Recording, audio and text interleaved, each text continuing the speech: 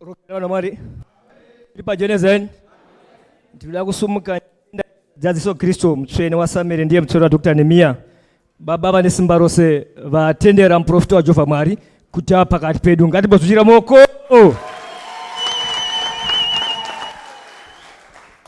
Zita rangu ndinonzi Headmaster Nzara. Ndini ndichage ndiri MC wenyu zuva ranhasi. Rugare vanhu vamwari. Tingotenda zvakare kuti Great Britain tarangarirwa nomuprofita wa Jehovha Mwari. Timbozvira moko. God, that the prophet of God remembered us in Great Britain today. Saka nokudaro toda kutenda Jehovha Mwari. I want to thank God. Toda kuti munhu wose pauri papo timbotarisana zviso nokuti Jehovha Mwari wedu unoda munhu ane mufaro. Saka ngatimbotarisana let's zviso. look at each other wherever we are, because our God likes happiness.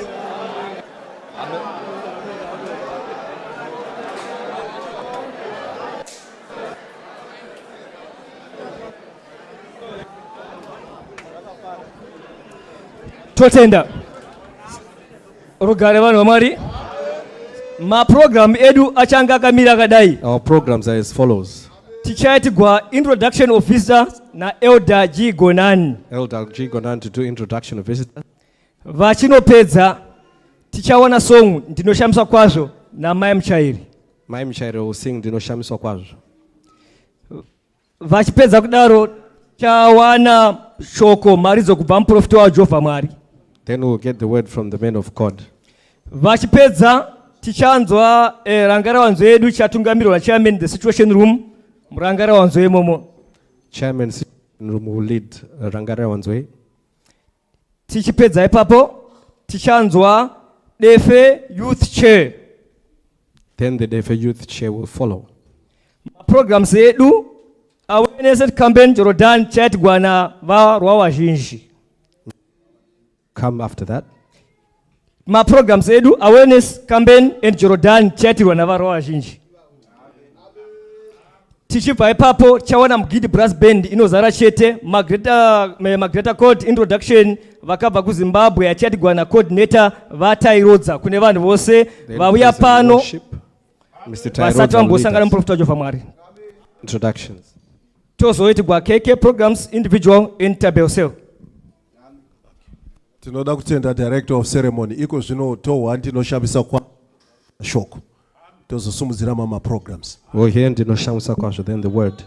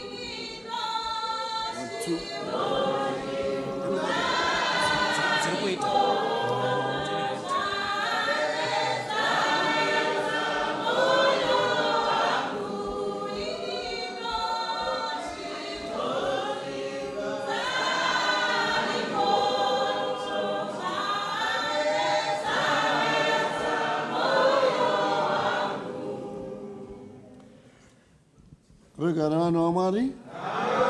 Kotomazion. Tinoda kutenda Mwari waEngland naSamuel nasi zuva. I would like to thank the God of England and Samuel today. Rakakosha zvisingambobviri. Saturday. At home it used to be the youth's day, Saturday. Now we are broadcasting it from Wellingborough to almost everybody. Like as we have often wished and have asked God to go to the gospel of Zion to the whole world, the whole world to the gospel of Zion. So with on our knees, everybody, one time like this, Tinamate. Jesus Christ.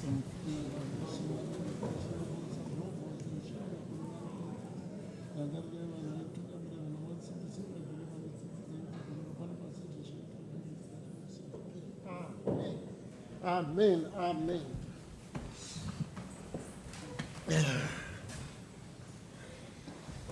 Yes. Next time you want us to speak in 2 languages in Great Britain, I want to see my British akazara mono, then we can have interpreters. If we don't have them, if we got one, that's why you must call as many to come to Zion. And every time we use one language or 2, it's not fair, because God founded Zion for the whole world. But now that you look almost one family, I'll use the language at my pleasure, Shona or English, as we go. Anyone sitting next to someone who cannot catch up with Jonah, that's your duty to let that somebody. I'm very, very, very, very, very happy kuti tasvika muno muGreat Britain. Tichitenda Mwari waEngland naSamuel wakaita denga akaita pasi, wakatifambisa zvisingambobviri noruoko rune simba.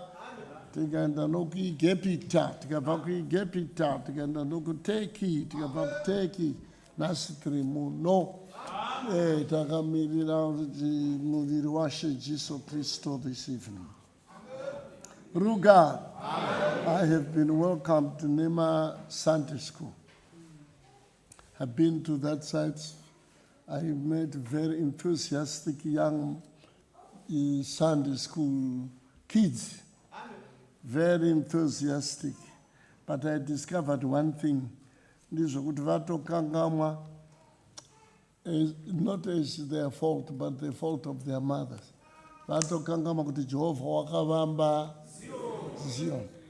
I think my parents thought that they had said it enough for them to remember, not what Solomon thought in my proverb. Kuti rove zamwana zhira yanofamba nayo, kuti arege kuzokangama kana akura. What more if akatokangama asati akura sezvishi? So it's because you people have forgotten to tell them every time to bid them good night in Jehovah wakavamba Zion. I was talking to them about in Zion. They were children of Zion. Their Father who art in heaven was in Zion. Jehovah is in Zion. Jeremiah ni Jehovah is in Zion. Iwira kadana kuvana makunda vezino vakanga vaenda in foreign land like you. Kuti kandiye Jehovah anatari muZion here. And the children of Zion speak like their Father who art in Zion, who art in heaven, and he lives in Zion. So I was telling the kids how lucky they were to be born Museum. We too, most of us are lucky to have been born in Zion. But those who came to Zion are luckier than those who were born, I think. They made a choice to come to Zion. They must behave like their father who art in heaven. I just want to tip those who have come to Zion. But you have not come to a coalition with the God of Zion. You have come to follow our God, to listen to him, follow him, obey him, not to be in a coalition where you bring some sort of helpful ideas in your own opinion, or ideas or things. You come to Zion, you are like to be one of Zion, a child of Zion. Kuti Mwari wakavamba Zion is one thing you must keep to repeat in your heart. Let everybody know wanoda kuya kuna kuzion, but you have to learn to follow. Kuteverera Mwari. We don't argue, we don't debate with the God of Zion. We have come to follow. Kana ari Kristo unotiye Matthew 16, is it 24, 23? Kana mumwe no mumwe unoda kunditeverera. Ngazirambe first and be a follower, not a debater. Not that you're very clean, you're okay. But can I tell you, Zion? I told those kids that Zion was a school. You come to learn. And we use obedience.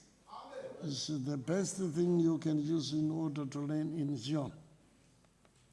And you are lucky. I told them how lucky they were to have prayerful fathers and mothers, and that they too should be prayerful like their mothers. Although in the Jews, when we knelt to pray, they quickly ran out of what to say. And it was not different.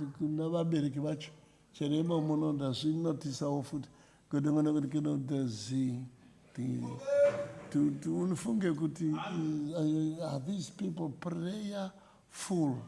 Do they hold prayer meetings? Meeting for prayer, only meetings to pray, not to debate. How many of you will come to church if we had a prayer night, a prayer meeting, where there was no debate, no talk was much? How many? So I discovered one thing. My kids are ready to they are eager to pray. Like you look, you're eager. But are you really prayerful? Are you full of prayers? Is your spirit prayer full? Does your spirit want to pray? Kanakuti is just a routine kind of a thing. So we discussed about prayerfulness, and the kids at school playful.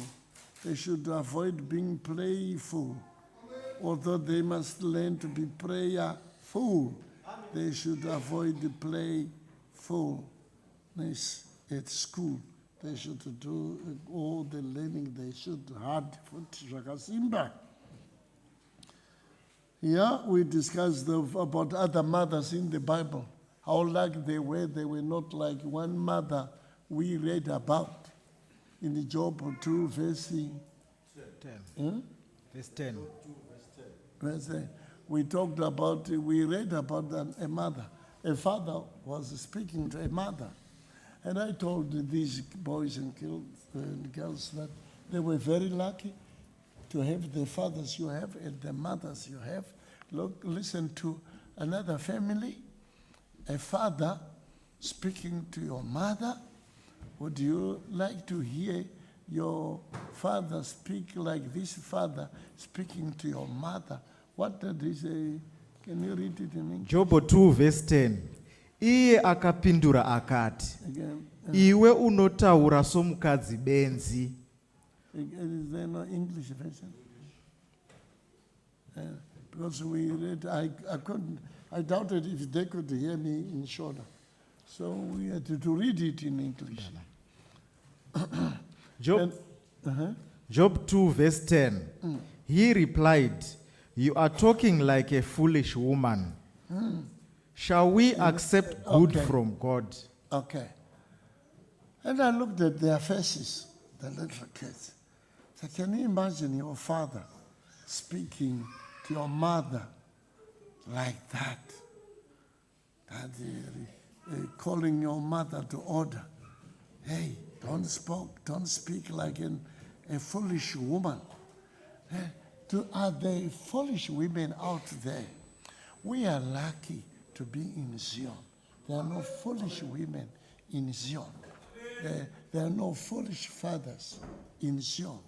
In Zion, no father will say something like that to your mother, and they agreed with me, and I could see them thinking like, so one of them had a father speak something like that. They were looking at each other like it was a common thing amongst themselves. But some looked very worried. Kuti zvinhu zvinogona kuitika. Kuti baba vati kuna mai, you are speaking like a foolish woman. In fact, are there some foolish women out there? I didn't want to go into details with the little kids. It would be too deep for them. But what I thought I should carry from them to you here is, surely are they foolish women? Are they foolish men who can remind each other not to be foolish in your house, at a church, on Tabiro region? Don't speak like one of the foolish women. How lucky are we to be children of Zion, born of Zion mothers and Zion fathers, where you don't hear such languages, where people don't become foolish. How can a person become foolish? If you can improve your education when you come to London, when you go to America, you can improve education without any feeling of any guilty. You can improve your skills without feeling any guilty. And the way you do and run business, my business skills, without feeling guilty. But when a mother changes a culture and become one of the cultures in the area you have chosen to reside or work or live, only then I think the man or the woman is becoming foolish. But if you improve your education, you take more degrees, you go to get more skills, and do business the way the British people do business. Because if you do business in Britain, you need the British customers. So then you do business the way the British people do their business. It won't be foolish to do so, or to improve your education won't be. But to change your culture and adopt a foreign culture, although you live in a foreign land. We have seen God warning Israel. When Israel got into Canaan, there were many nations living in Canaan. And God warned Israel not to take the cultures of those people. There are two cultures one has to be very careful to take. Now, I must say I was impressed by your band boys. They looked the smartest way I've ever seen them. They are smart, although because of their culture, the two boys were so vigorous, their belts fell off them. In another culture's dress, the dress they were wearing, they really looked very British. Can I be military, can I say police, whatever it is, it's very smart. You can do that, and that's the way you do your business and do your education. But when someone has to call you foolish, it's when you put your culture away or down in favor of a foreign culture. That's only when a man can be one of the foolish men. When a woman can be one of the foolish women. Job was talking about the women out there. Pano mwaizvo zviinternational achinasa kurudzira kuti sevakadzi vepamusika. Job was thinking about women at the market square. Yeah, pamusika. Madzimai pamusika usaita pamuromo navo. Uchenjere kana uri smart, well dressed. Ukada kuita smart ngova provoke. So they are so united. And kana vachida kuita rough vanoita vose. Zvokuti unotozofeeling kuti hauna kuita dressed up if you provoke them. Then they can speak with the freedom isina culture mukati. You see?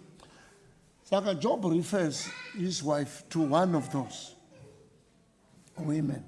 You come to UK, United Kingdom, 3 Mazion, we are happy to be Mazion.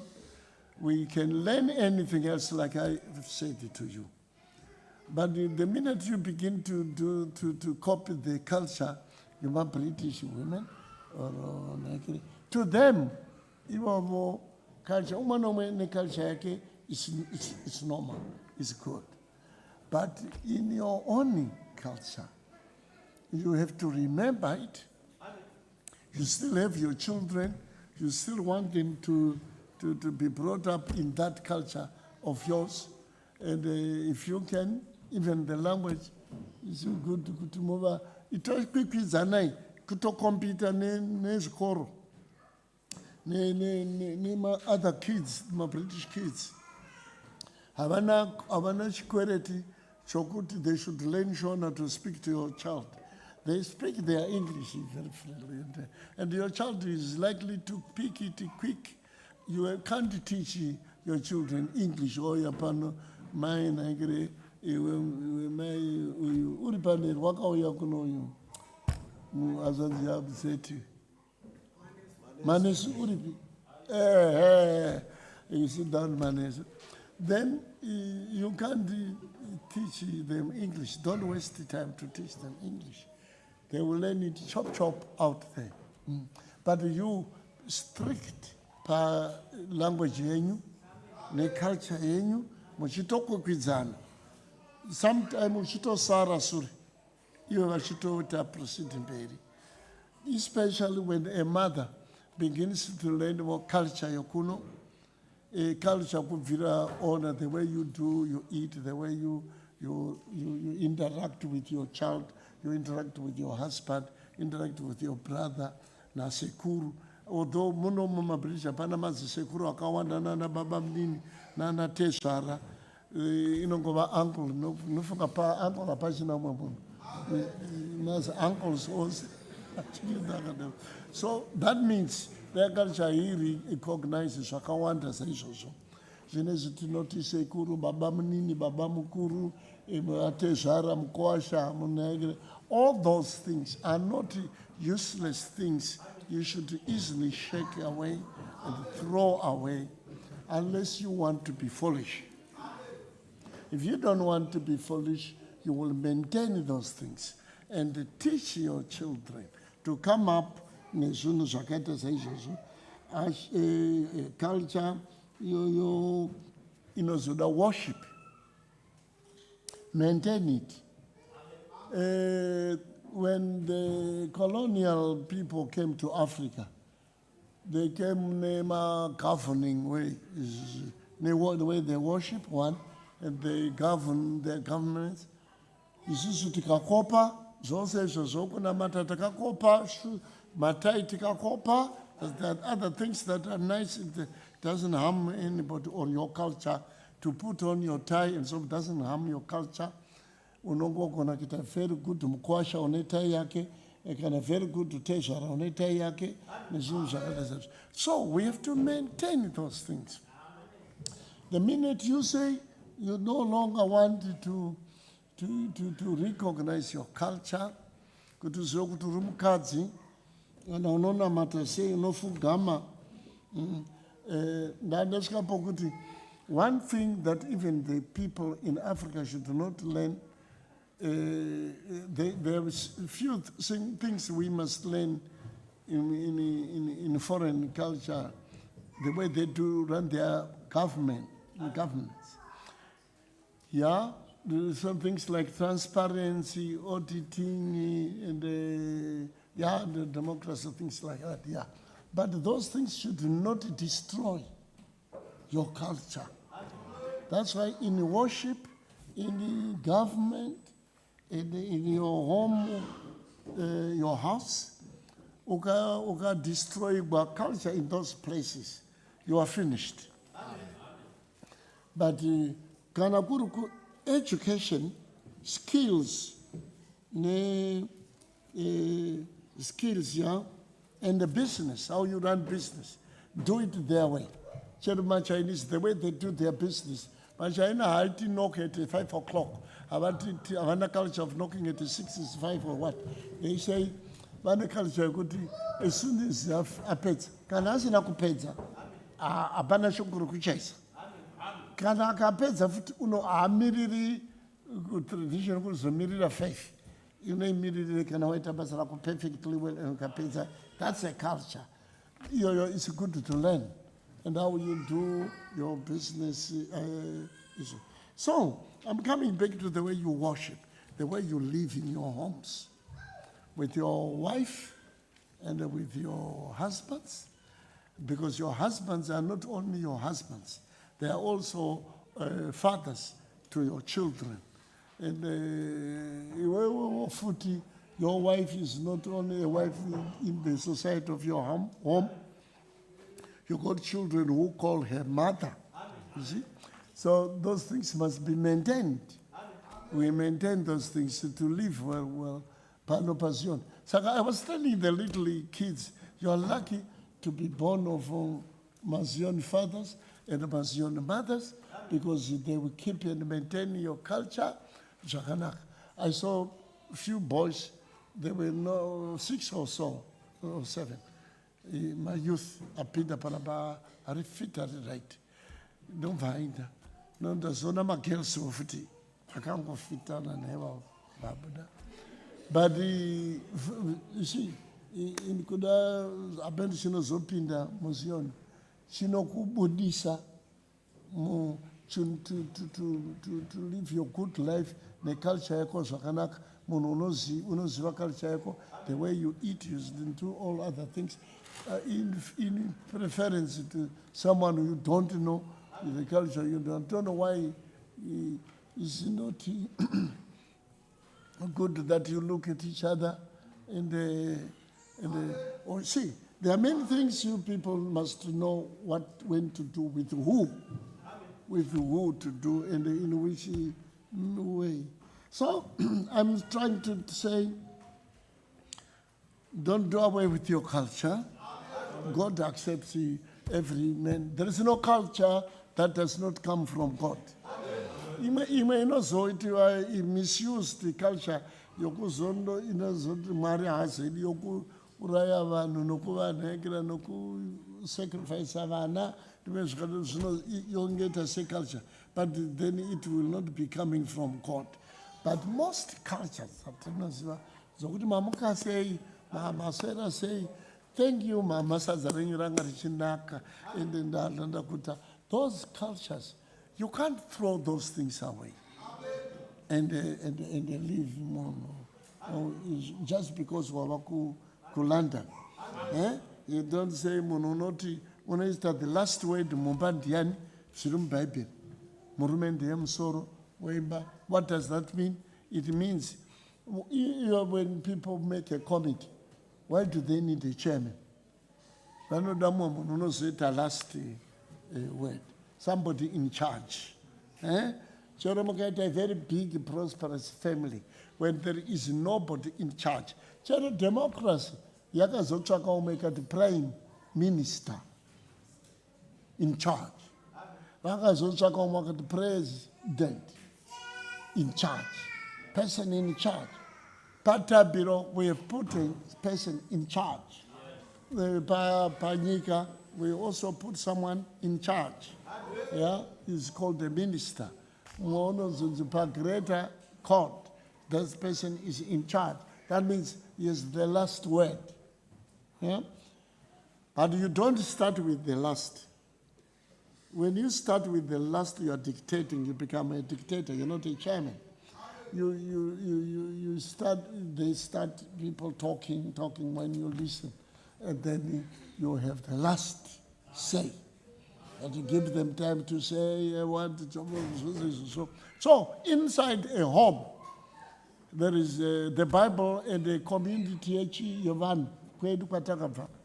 Chero kumandeveri chero kumachangana chero kumakosa chero pai murume ndiye ne last word. Mumba but arambidzwi ngazi kutaura because kana kuchinzi last. The last word must be spoken last. Don't speak it first. It becomes dictatorship. It's no longer the last word. Yeah? So that's not being in charge. So I'm still talking about what I was talking in Sunday school, okay? I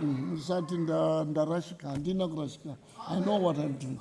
And I mean, the book has your job, and toucher today in Great Britain, than it ever did before.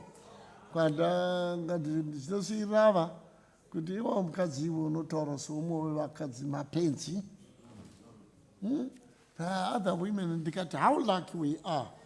Revelation 22:15. How lucky we are.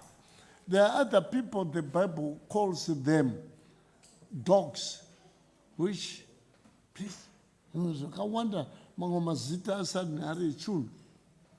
Saka, you know, Revelations 22, verse 15. For without are dogs and sorcerers, and warmongers, and all right, Peter. You see, what he's trying to do, what the Bible is talking about, is all people. There are people who are called dogs. And there are people who are called warmongers, but they are people. The people who want to take other people's lives. They are human beings. Those are not there. So I was telling the little kids, you are lucky to have a mother who is inside. So they are not good. Zvakazarwa 22 verse 15. Kunze ndiko kunembwa navaroi nemhombwe navaurayi navanonamata zvifananidzo navose vanoda nhema vachidziita. All those references are referring to a man, a human being. So says, as is no garakushi, as is gari mumba. It's no fun, it's no gono karamba, as is no prefer paji. You see? So I was saying, when we come to Zion at this paji, we are now inside. Although the city, we have not come in coalition with God of Zion. Kutikana iwas angundiko zako.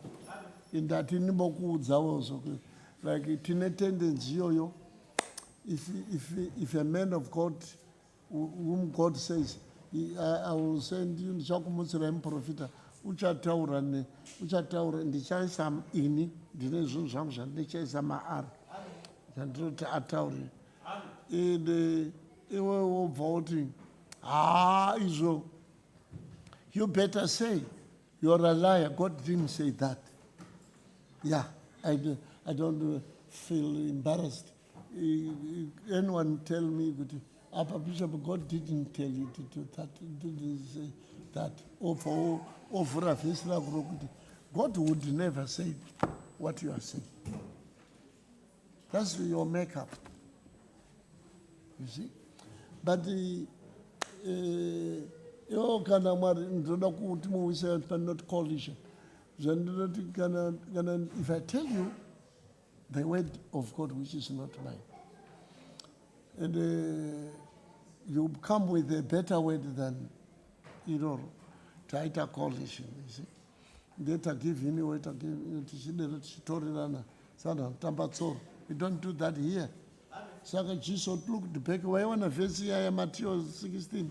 Tunoda kuya sure kwangu ngazvirambe urege kuzi opinion zvako zvisari. After all, iye pachake God said, when you come to me, remember your ways, you should forsake them, and your thoughts, forsake those. That's why forsaking, they are not like my ways. Your ways are never mine. Your thoughts are never mine. Yeah? So, we come to Great Britain.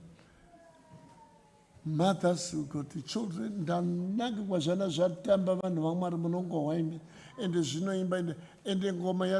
and my Deborah is here. We were in Turkey, and we went on a cruise ship evening.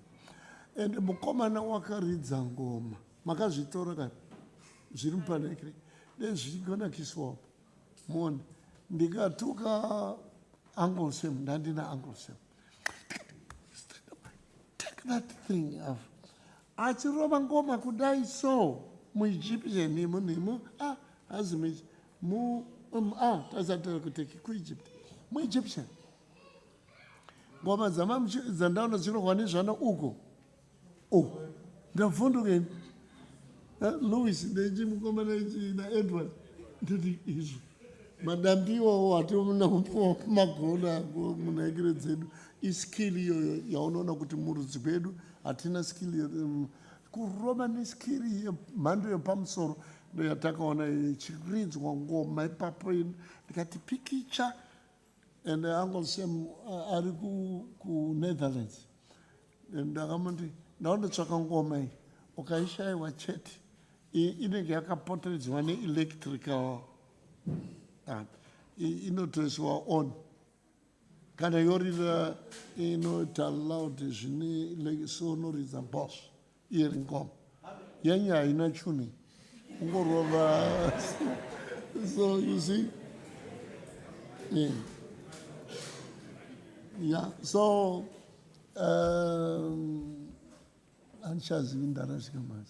I've talked too much.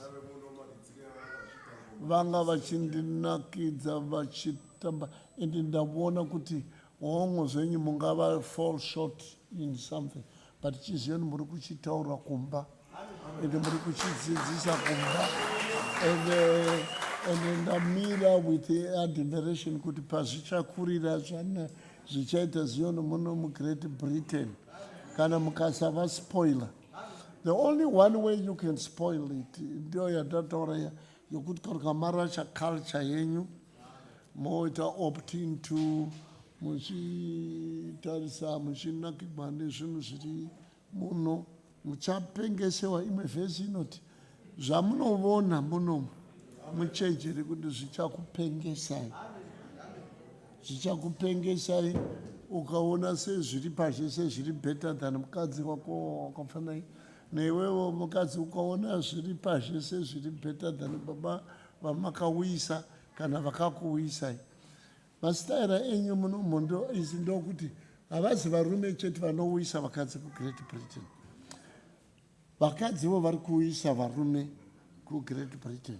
Varumewo vachiuyisa vakadzi kuGreat Britain. That's a very good thing. It has to be appreciated. But hazvitani kupata. Once you come here and you watch the culture outside, you see your things falling apart. Marriages zotochipa zotoita marriages dzevakadzi vepamusika nedzevarume vepavhenganikire. You have to maintain those things, improve your skills, improve your education, but don't improve your culture, don't improve your worship. The way atinoshumira Mwari wedu uchatiudza zvaanoda. We say what God wants us to say. Kana tichiti do business, ndazopedzisira nevanavo ndichiti, have you got sisters or brothers who have finished the school? Like, although school cannot be finished, you can't finish the school. Nokuti vakatoita degree rake tine tendency pachiboy kuti kumushati aiti wakapasa form 4 kuti ndapedza. Uri kuchikora ndakapedza. Time vakazoti form 6 vakazoti ndapedza kubvire form 6 yapera. Iyo zvinotova pamadegree. Ukaita 1 degree ototi ndapedza. So na headmaster, makapedza. No, we don't do pizza. So I said to those boys, if you got your sister who was finished like you say, degree, but is at home, sitting. There are nations in Africa who Africa has been, there is education. Yeah, Africa is not like education in Europe. In there are people who set down. Kuti kana toenda kuAfrica tondo tiche chii. Kuno vedu tiche chii. Vanozoti vabva kuno kumanje. Vobva vavhiringika ndo vakatanga marevolution kuAfrica ndo vakazotanga izvozvo. Vakona kupuwa yakasiyana education yavo yoda kundoibata iyo yakadzidziswa kuAfrica ndiyo kuti to be a very good servant, worker, a good skillful worker. You know, unopedza madegree also uchingofunga mumwoyo mako kuti uchireplace Mwari noumwe munhu unonzi boss. So God, in fear, knowing kuti munhu haadi kureplace, he's jealous. Mirayiro inegumi yekutanga ndiri Mwari une godo. Handipodi godo. Saka God would prefer you to do your thing than to be employed by somebody. The education they brought to kunakira kati saka tino mazuva nacho takamaona haabviri kuti udai chibata chipanere udai akapata let's send them to school. Vakazongobara sisa no ngatigadzire education inongova vangogora vachimanyira kutsvaga basa. Vangoita vanhu vakungoti mabasa ako notsvagawo mabasa. So ari mubhaibheri rimwe Jesu unozoripa achida kukudzai kuti ichavhura vhesi 2 dzaJesu achida kuti munhu unoda kuemployiwa haasi munhu kwaiye. Employiwa inokukasira mokasira kupedza kuemployiwa uwane mari uite bhizinesi rako. Do your business. Usakwera uchingoti boss mangwana kusvika amen. Uchingodovhura hofisi yomwe munhu uchidzoka mangwana kusvika retire obva kupa chipenjeni chimwe chinonzi chipenjeni. That's stupid. Hazvina kumbonaka izvozvo.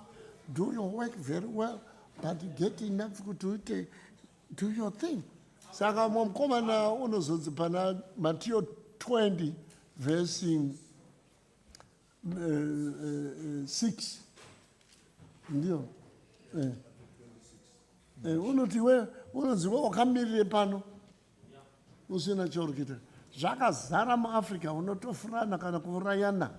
Kana if that is mentality yapinda yokuda kugadzirirwa basa nomumwe kundoviipinda basa iroro. Matthew 20 verse 6. And about the 11th hour he went out and found others standing idle. Zvinotoda shona iwe mani yonakidza panapa kupinda about the 11th hour.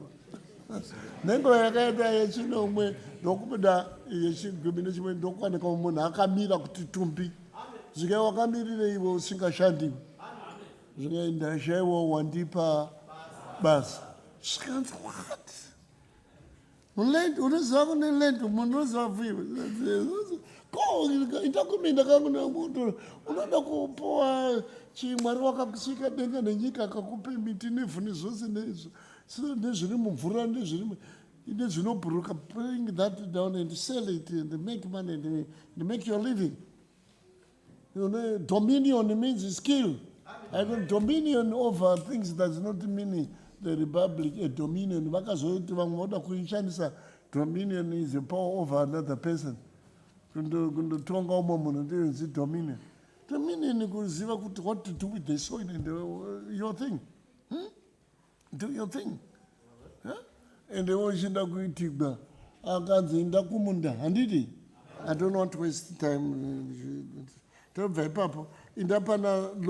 Read King James Version in English. English. Luke 19:13 in English. In the King James Version. Luke 19, verse 13. So he called 10 of his servants and gave them 10 minas. Put his money to work, he said, until I come back. To do business until I come. Put this, put this to work. And put this to work. Put it to work. Yeah. Education, you could put it to work. I can't put my education to work until someone puts it and then tells me what to do and employs me, then I become an employee. I cannot put it to work.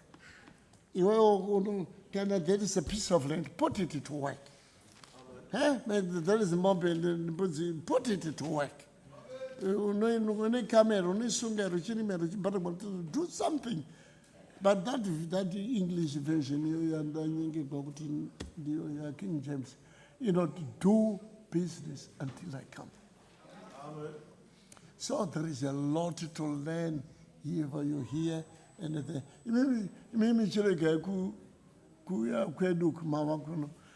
But you must learn to do business. You must improve your education, improve your skills. Yeah?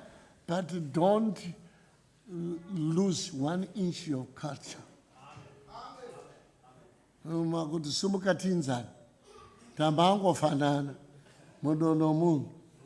go to work, I go to work, you earn, I earn. Don't please. No. They were not bullies. Yeah. Yes, also not there.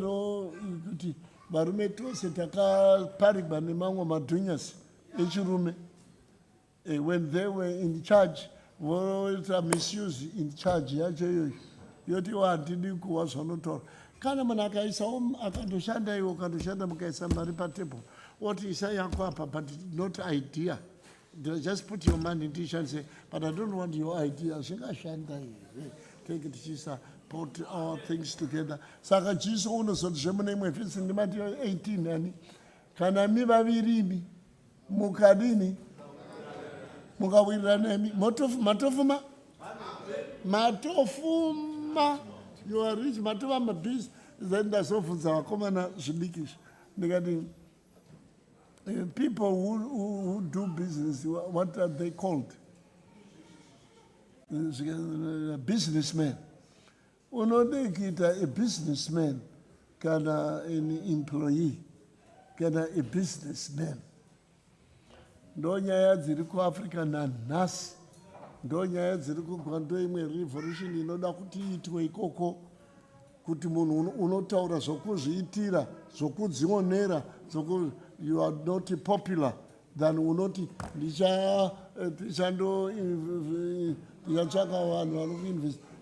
The people who say, "Tis investre, tis vakire negre, tis right." Vavo vakadero vakafita kuzofanana nevatinoona kuno varume. I'm not too particular about kupfeka mabhurugwa. Umwe wakamboti manodziisa vamwe vakadzi kupfeka mabhurugwa, Jesu achipfeka madhirezi.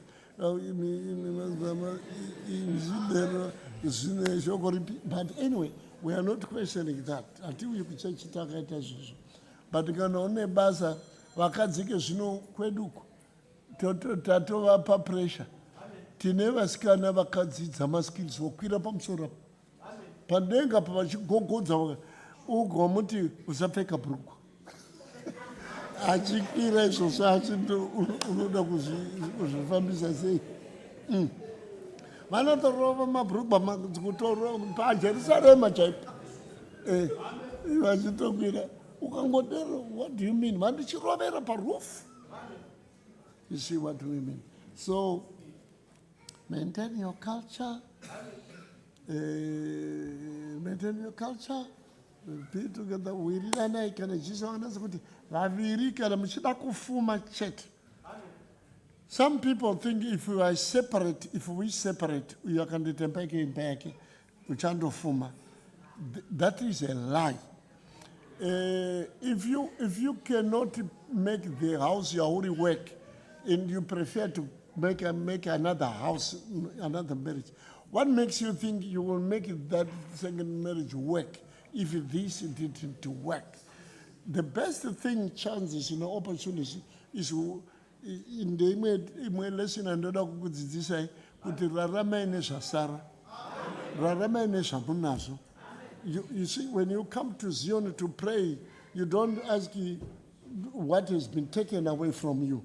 There are many of you who had a lot of money. Once upon a time, you were so rich, you had so much, and they're all gone. You have nothing now.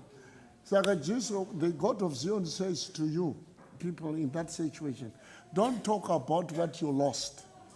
That you come to Zion, the Zion, God of Zion wants you to show him what you have left.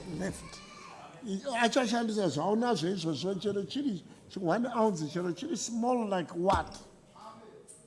Ndopaanoda to start with. Start from the little you have and then make it more. So don't ever think that the grass is greener the other side. So I can unoita more money, I will quickly be rich and I'll drive our Benz. Azite. Your face is banani kuti vaviri ava. No pane answer. No pane banga. Vamwe vakasunukirana pamabhanga. Pane imwe rainzi World Bank, imwe rainzi IFM, inonzi World mabhanga maviri makuru ayanozi World Bank ne World Bank ne IMF. Ndio IMF. IMF. Ndio World Bank. Ndeimwe World Bank ndeimwe. Ndoma zibigi akadadisa vanhu akutozoshandiswa manje. God blessed those mabengi iwawo. Akafuma mabengi iwawo zvokuti hamuna idea yekufuma kwawo. Zvokuti ndo anozwa World Bank ane mazimari, and they couldn't make mazimari iwawo without God's help. But now Mwari wazvona vanyanga yavona, they are using that as a weapon yokundo ndingatikirira vamwe, yokundo tonga nyika dzose. Unoda mari kuno tanga wabvisa zvakati zvose chikaunisi chako chisarehwa chinokuratidza kuti uri Zimba, hapachina wava Anglo Zimba kana Anglo mbere zvisingabviri. Saka Mwari sezvinei ari kuvhundusa World Bank semavhundusigwe akaitwa Herod wakavhundisiwa zvai pana mambo wazvakwa svikai kupi svikai muno mambo wazvakwa muno asina kuzvakwa neni ini ndiri king of the Jews muno muPalestine muno svikai iwe unozviita king of the Jews asi paswa kwamambo king. No. But he got so angry to want to kill it while it is still a child. If it was me that ngazwa ngakule timuone and then we will fight. But then I prefer to fight it as a baby. I got out mononoma soldier chana to kill. Ndo chimwe chiri kuzvakwa chinonzi bricks. Chibhengi zvandizvi zvinoda kuita Mwari nacho kuti chingaitawo macondition iwawo okutofamba chichikotamisa dzimwe hurumende nevamwe vanhu zvichiito. So anyway, but ngatichisiyana naizvozvo tichitaura zvokunoku zvaJesu Kristu. Hapana chinhu chakatogwa naJesu chisina basa. For your own information, nothing came out of his mouth. Chero mate chaiwo akati abuda akaporesa bofu. Hapana chakambo chinombobuda mumuromo maKristu for nothing. Kana akati vaviri imwi wiriranai mumba. But the good news is chikumbira chipi nechipi chamune project yamunogona kuita kuti muitikwe baba vangu vari kudenga, he will make sure kuti you have it. Anditi saka iyoyo do business until I come. Mumwe nomumwe must learn to do something. Vamwe vakatsamwa kuti vanotsamwa kuti vakaendepo vanofunga kuti rubetsero rwavo gunobva ndeipiko vhesi yamapsalm 100 vakachema akati rubetsero rwangu gunobva kumakoro kumakomo kumiti kuwest east. Hakuna rubetsero rwenyika imweni gunobva kuna Mwari. Iwe unopinda ziyo, you don't know that. Uchindi ishe nomuromo panapa.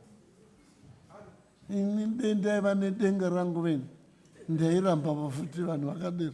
Jesu wakati hati vari vose vanoti ishe vandinoenda navo kudenga rangu havapindi. If they don't want to believe what I'm telling them, but they call me Ishe. And vachifurirana kuti east west south kana kuti kala ipi vanhu vakadzoka vanondiitira chero chinhu chinonzi investment. Tikatanga tosini vakomana vakung'ombe vose nevasikana tikatanga kuti invest in our country tikatanga kuita zvimanhekere zvedu nezvigokokokokoko and we come up taita nhekere yedu chero ziyoni yedu yero Mwari wedu. Kutenda kwabamba vakakukuraramisa kutenda kwame although ukakutora ukakugona kwavajuni kana John naLois chakwakabetsera Timothea. Vazhinji vanonakirwa nokutenda kwamabereki vavo. Vamwe vazhinji vakatorasha kutenda kwamadzibaba avo vakatotsvaka kutenda kwemuno muGreat Britain. I've come to call you to order. The order I'm calling you to is your culture and your home. Mwari musanyengerwa Mwari asekwi. Chaunodzvara ndo chauchanini. Imwewo haimo mubhaibheri iyoyo asi inofanira kupinda. Mudzimu haupi. Umwe unoda kutsvaka something wewe uchiti kuda ndakanganisa mudzimu ndotsvaka umwe uchandipa zvemudzimu wangu haupi kaviri. Musanyengerwa mudzimu haupi. Ana akupa you mess it up. Stay in peace with your learn. If you no longer love that woman or that man, learn to love him. Learn and pray to love that person. Stay with that person and kana muchita stay together. Takakura culture yedu takabva takadai tichingochii takatangiswa kumahumbwe. Somudzai makumadzimai anoziva chinonzi mahumbwe nema vamwe musangoreve nhema mahumbwe chavo makamatamba imi. How old were you when you went to mahumbwe? Do you think that was a nonsense? we were told how to start a home. Taigara uchazodai ini ndaigara ku handichazivi mukadzi wandaiti mai kana taenda kumahome asi ndozova murume wacho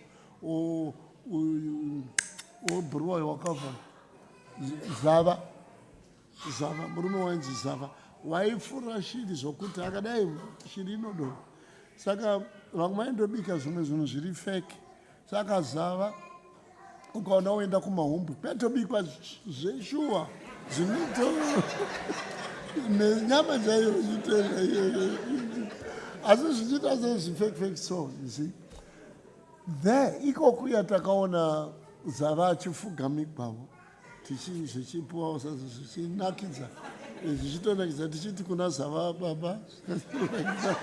This is the culture.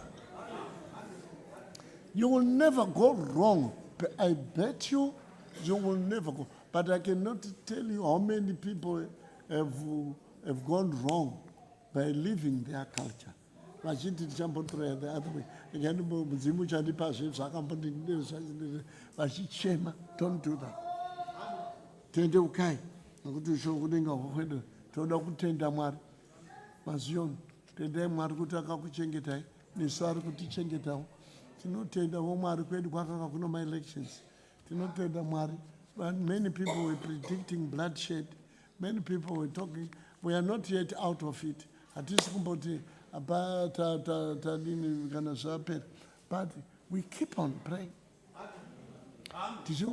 And one thing I want muzioni, ndopa ndiri kuona mazioni mazuda nemazioni chavo chavo. Mazuda chaiwo anoita semasimbi ngwere sedare rinoti ngwere iwo ari mazioni sa. You see, I want to tell you what they think.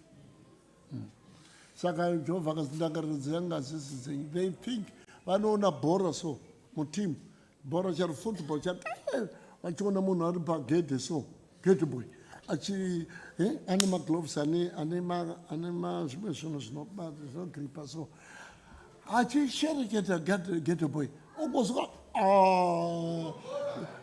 go ugona vamwe vekwedu vaiwanza kuti kana vati go vanondoratidza wamwisa vamwe vanosununga vanoratidza wamwisigwa wacho goalkeeper kupata kwanenge akaita so neguilty anenge anayo sokuti achitozviona sekuti it's my fault.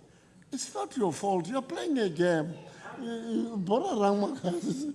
But you think Mwari uyu wakaita kudenga nepasi waingira sina samiri chai wakavamba Zioni unokaruka bhora rati go ndapari ndaita next time I'll be more careful. Mwari chai. Is that what you think? When you say tichambita kumelection, do you think Mwari hana zvanasi wakamirira kunzi go? And do you see him looking embarrassed?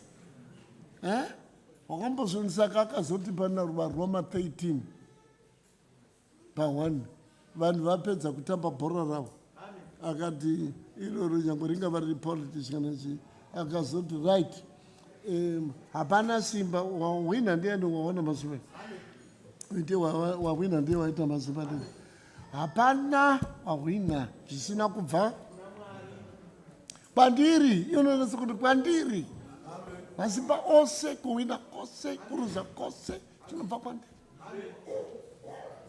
ukaruza usamboona kuti God calls you a rubbish usamboona kuti he has thrown you away. Never. He can make you lose 100 but he still loves you.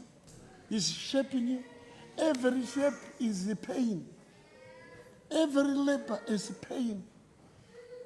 Every effort is pain. Every purpose is pain. Every blessing, it comes with some pain, some burdens.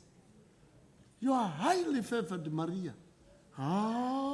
Me, you are the most highly favored little girl, 15-year-old. How can I be pregnant at 15 and still be favored? All girls laugh at me. Maria, what's wrong with you? It's what an embarrassment, but it's a blessing. But how it embarrasses somebody when on a donkey, pregnant on a donkey, and the 9th month on a donkey. The night she was on a donkey is the night on the labor. And the labor not in the mattress, not in a hospital. Labor in a... You're highly favored. You're blessed. But what is the pain doing around my blessings? So, every purpose, God's purpose. Kana maraka kutrena kutusa admita kumbo you can't use people like that. He will only use you. In Dakuna Pharaoh, Mandituma, is this your word? Yes, it's my word. Pharaoh, fine, no. Oh, the reject. Once in the Pharaoh, no. Zokerako, what's word again? Nerango, Ramari, and want to know again. And then go back again and be obedient. Which means if you say, can I know and check? And did you know? Suffer if you want to suffer. Don't ever dream. Nemarudzo ukumisha kwako nengozi nemadzinza ukumisha kwako kuti pane bhora rinoma accidentally kuna Mwari. Hazviti kana raikoonekwa kumwisa mwana unofanira kumwisa chero iye get boy wangacharimwisa by accident. God will make the get boy get him iwe unofanira kuridefend. That's what the God we are worshiping at Zion.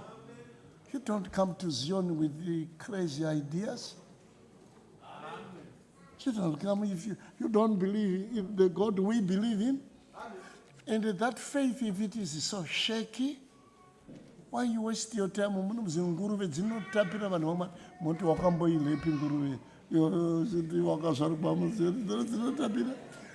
I have told this is the last thing. Every time they know, why do you tell such a bad story? Not why. Munongo is showing respect. But that's just, it happened. Bamba Zame sent me 1959 ko Harare no murumo nonzi Judas. I'm gonna Iscariot. Judas monegre. Kundonyora bhuku riya nonzi rungano kwezion. Taitaipa so reswa paji state na printwa yo bindwa bhuku robudaro. Saka murunge waita interest pasina maziona no akati tikandogara kumba kwavo tizifuma tichinda. Murungu wacho akaprefer kuti I can take you to my farm. Up to now, the problem with where is that little farm? I drive a the brewery. And if you could not worry and go and look by any price. Tango the autos come price, okay? Test walk with your boys, Kaya, Eo and Daku Bakwaki Murung. For all the months, now Judas, the porch room, Chakada Chatawa, and Judas. The Cookawaki and things with Tangos on us at the Roya, na cook. I want to be clear. So one day, I Nata Kutata Nakibaba Komanata Fara, they got Iwe cooking, I'll go, I'll feel money, could be careful, no go anywhere. They tell her name is Zama Tipi, Takam Tipa. Then a tissue. She goes, oh, you don't know, I'm going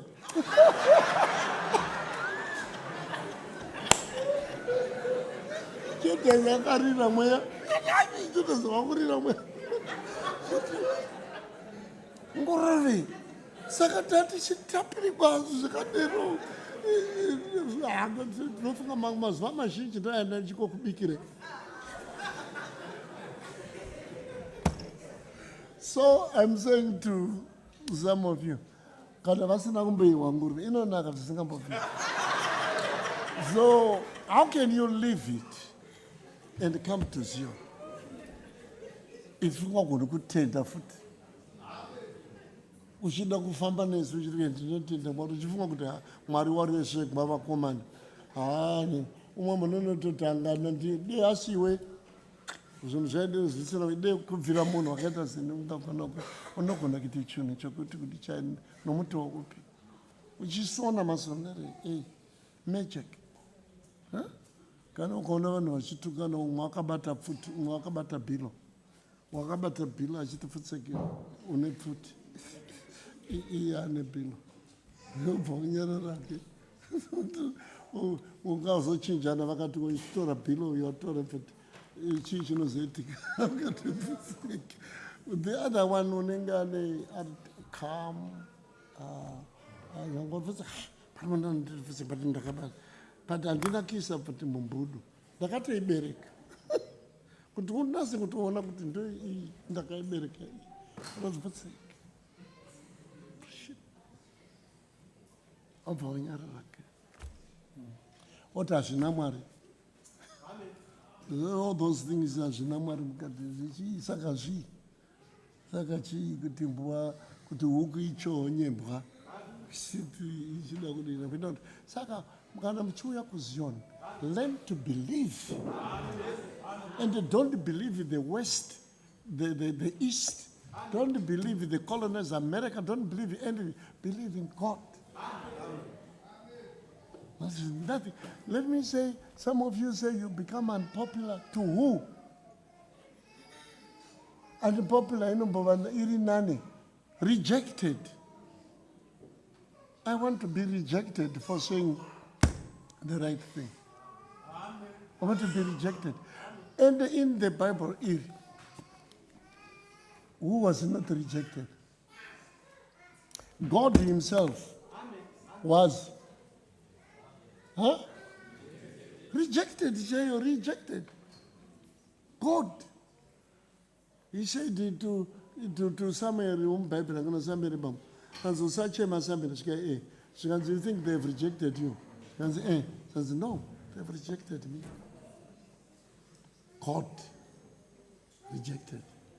God, Moses rejected. How many times? God, Jesus rejected. God, who was not rejected? You love me, you fool me, kuta vana vachakudi nyika ichandi ini ndinoda kudiwa naini pane yakandituma nyika yakambondituma yokwana. If you kill me watundisa kuna wakandidi warovera dafi mumvura. What is there to fear? I shall fear no evil. Anything evil warrants me andichitya. Chiri evil. I shall fear no evil. You don't talk bad things to people. This is the time to speak good. Good and the evil. There are people whose mouth has never said one good sentence. And since, but they have the luck for people to listen to them. But they never say one good thing, good thought, good to people, good, and you say no good. Some have got good names, some bad names, some they preach good gospel. Vatumwa vanoti joy to the world, the Lord is joy, the good gospel of peace to the world. And you don't want to preach that? Unongobuda zvarika vira uchingotsumwa uchingoti rakashata, want to kill it. I can't do hell. Uchingoiva a fighter. Even the God of Zion, haana kutanga achinzi God of Zion, wazopedzisira achinzi God of peace, wakatanga achinzi the God of war, Mwari wehondo. But then he changed to peace.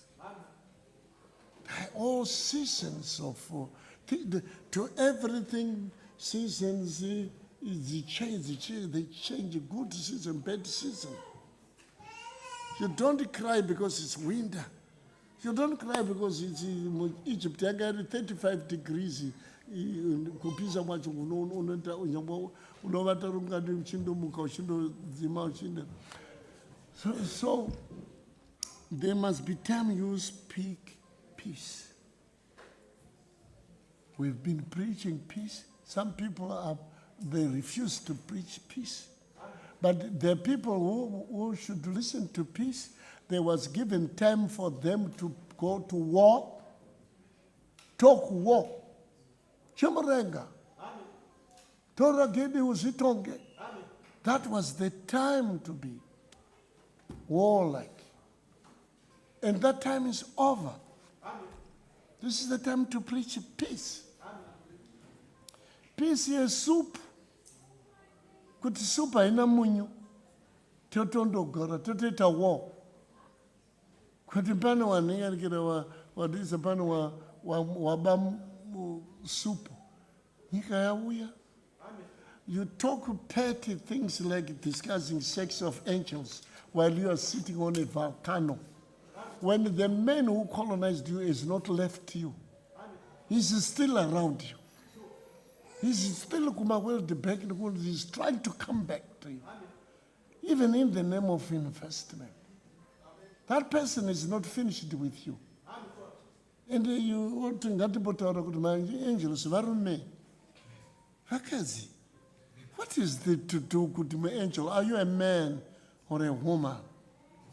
An angel comes with a message. That's the most important thing. And we preach, when you say you speak for God, he speaks peace. Not like he never spoke war, he spoke war. He led you people to war, to fight hard. Wakati kuna Joshua, there is Jericho, I've given it to you. But prepare to fight for it. I've given it to you, fight. And then when you finish fight, stop fighting. And you stop, peace, make peace. What do you prefer, to celebrate a score or to mediate a dispute of a score?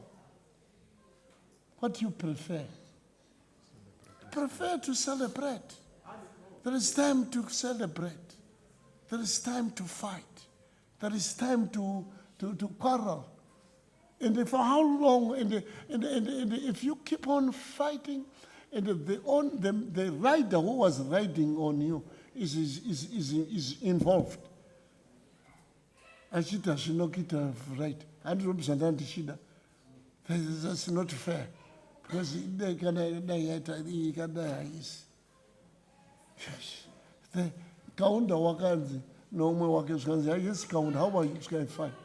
How are you faring on with the British? She goes, oh, fine. What's your relationship with the press in the account?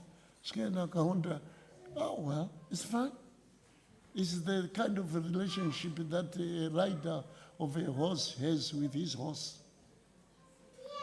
Ujamari wedongina rider. The Ohuripo. Is that the relationship between you and your husband? Is that the relationship between you and your child?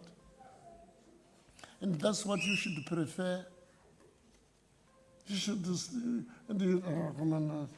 this is the time to preach peace. Peace, talk about peace. Let us celebrate. This is what God has given us. This is what God has said. As long as we are sure, convince me that Mariwaka Juti wa, then Dr. Chema. But not the God I know. If it is the God who was shooted in the bar, and the number uyu, wangina zina samiri wa Abraham na Isaka na Jacob wakanda kulenga wa Jehova wewe kunzi wakavata, wakafamba. Wakasekwa na Elia zikaye. Dani zisai. Ndofunga wafamba marwenyu vachati Mwari tumira moto chanofunga wakavata, but ours haven't. Ukangondiconvince kuti zvakaitwa behind God's back,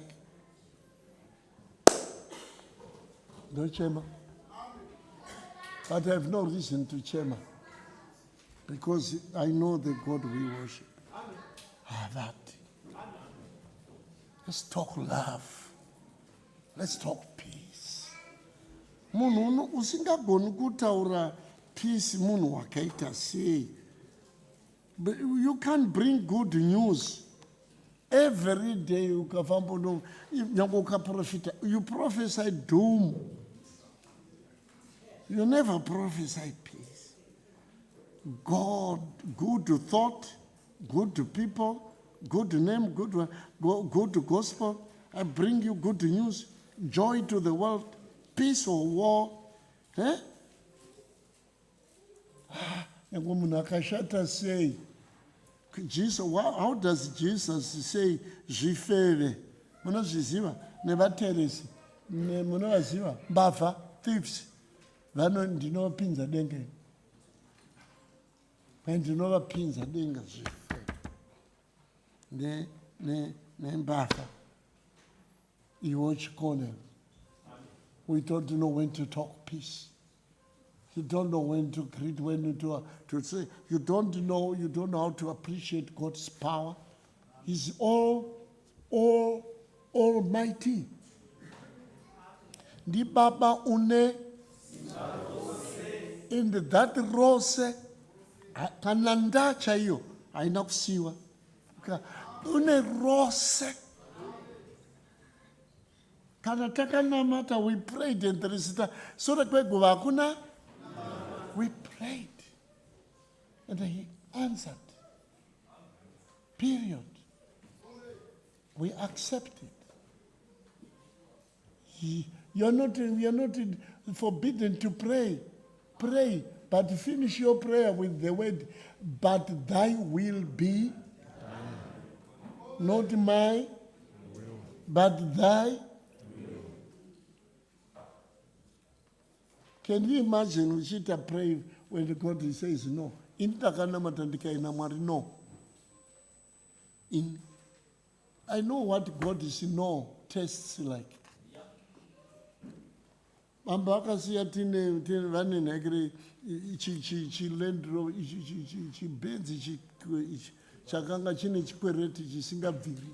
Yaiva 18,000. 18,000 like was a billion. When Bampo died, 18. When I took off, 18. Taka scratch with 18,000. Ikwan chibazi chuchu chipe. 18,000 ichingopera. I walked into the bank, and Bampo had a Range Rover. I didn't want a Range Rover. It was too luxurious. I wanted a Land. I couldn't range a Land Rover. Ndakaenda vamunaki vanayo vaitenga tindoparidza nechijipi, and the bank manager waindiona ndichiuya nababa every time. He favored me a lot of things. He was very happy. But when I told him, my father is no more, I am now the new bishop. How, you really? He said, yes. But now, yes, very good. And so I went to Land Rover. I got 5,000.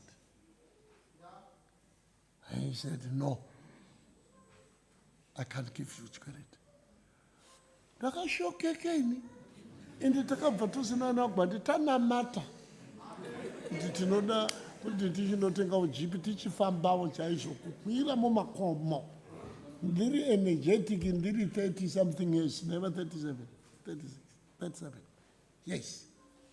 I'm 85. Shida kumanya na I know. Give a reason. I know. What's wrong with I know. Abuda.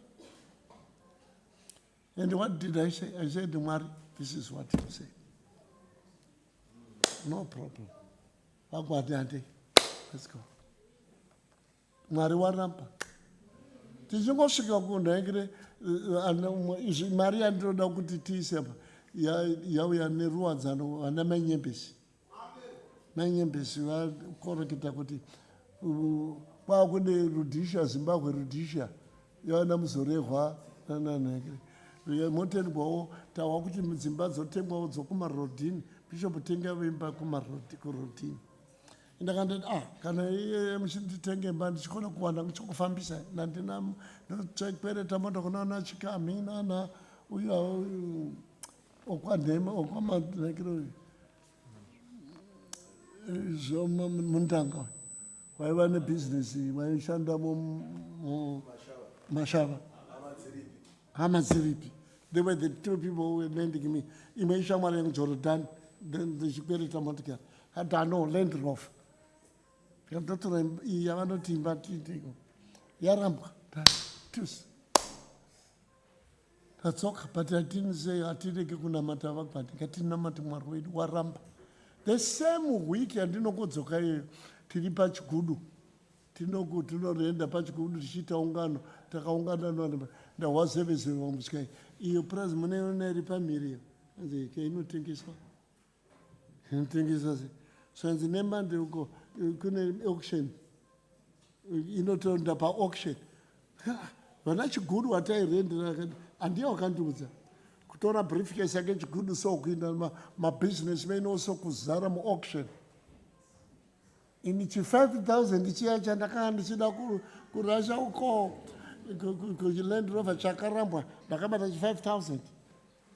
The remote not Munakiapa, Murove, as and the Kazamuti oil as on Zanguana. Okay. What about the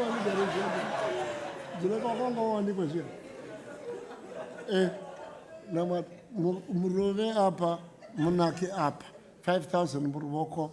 I'm telling you when God said no to me. So, my briefcase, 5,000 check when I'm put. But what about my briefcase? The right of auction begins. 5,000, 10,000, 15,000. So much Zaire walk. Because some of the rock, 5,000, 20,000, 25,000. My weekend, Gashaka wonder. 20,000, so much time. 10,000.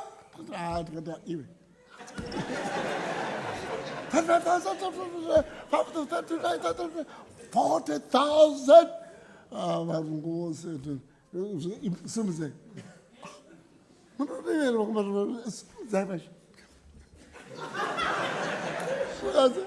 ZCC, well, close the document, sir. So I come to the bank. So I'm not going to American, November. I'm really good to pin on Bangatar or Gar. Right, it's one number here, so I got 5,000. So you are joking. You are not. Sit I can give it. We want the money. When's the lake, Mr. Lake? And this is the man, 5,000. Immediately, I can be man. I'm going to vote twos. They go, no, you're before me. I can. Hello? I did number 2, number 2, and the Mr. It shows me. It shows me. Just saying, but what do you? Can you give us 2 weeks? I want to get them town cooperation to name razor. Or come by razor, and go 5,000. I said, 2 weeks. 2 weeks? Are you serious? Please, 2 weeks. Give us 2 weeks. We're bringing the money. I said, okay, 2 weeks. I don't buy a phone. I said, no, if I come back after 2 weeks, we all can't get number 2. After 2 weeks, come back to get this if these people are not serious. 2 weeks, we back, man, Stephen, man, I was so fire. Rune Uku, Rune Buzi, Rune Chimon, Rune Ching, so enough power. 2 weeks. The teenagers may have parental, she's a paparazzi, papa. Samira, papa, Sati Patim. 2 weeks, he comes at a pin of Mobsmack and says, yeah, you got the money? The money, yeah, we got it. I said, right, then let's go to the farm. What? Let's go to the farm, or say everything is on the farm. What do you mean? Are you joking? No, we're not joking. Let's go. I was curious. Miracle. We drove to the farm and he saw man when Mujuru, kuzwa nana uya wainzi bota ndomba vakanga vakati wakabata izvozvo zvimunhuekirizvini mebrta vanhu vakapinda ipapo pamaziyoni. So what is this? That's we want to sell all this. We really need this place. This place must be ours.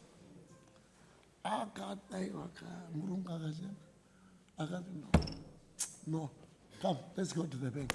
What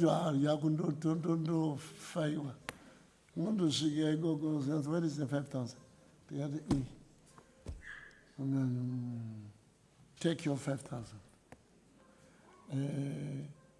You go and you get a loan for inputs. You go and riba, and then you sell these things, and then you see as you get it bit by bit, bring it. Your 5,000 takadzoka naye kundotenga zvokuti titange kuti poop. That's how we got to Mpungo. Nobody wants to tell the story. But it came from my disappointment.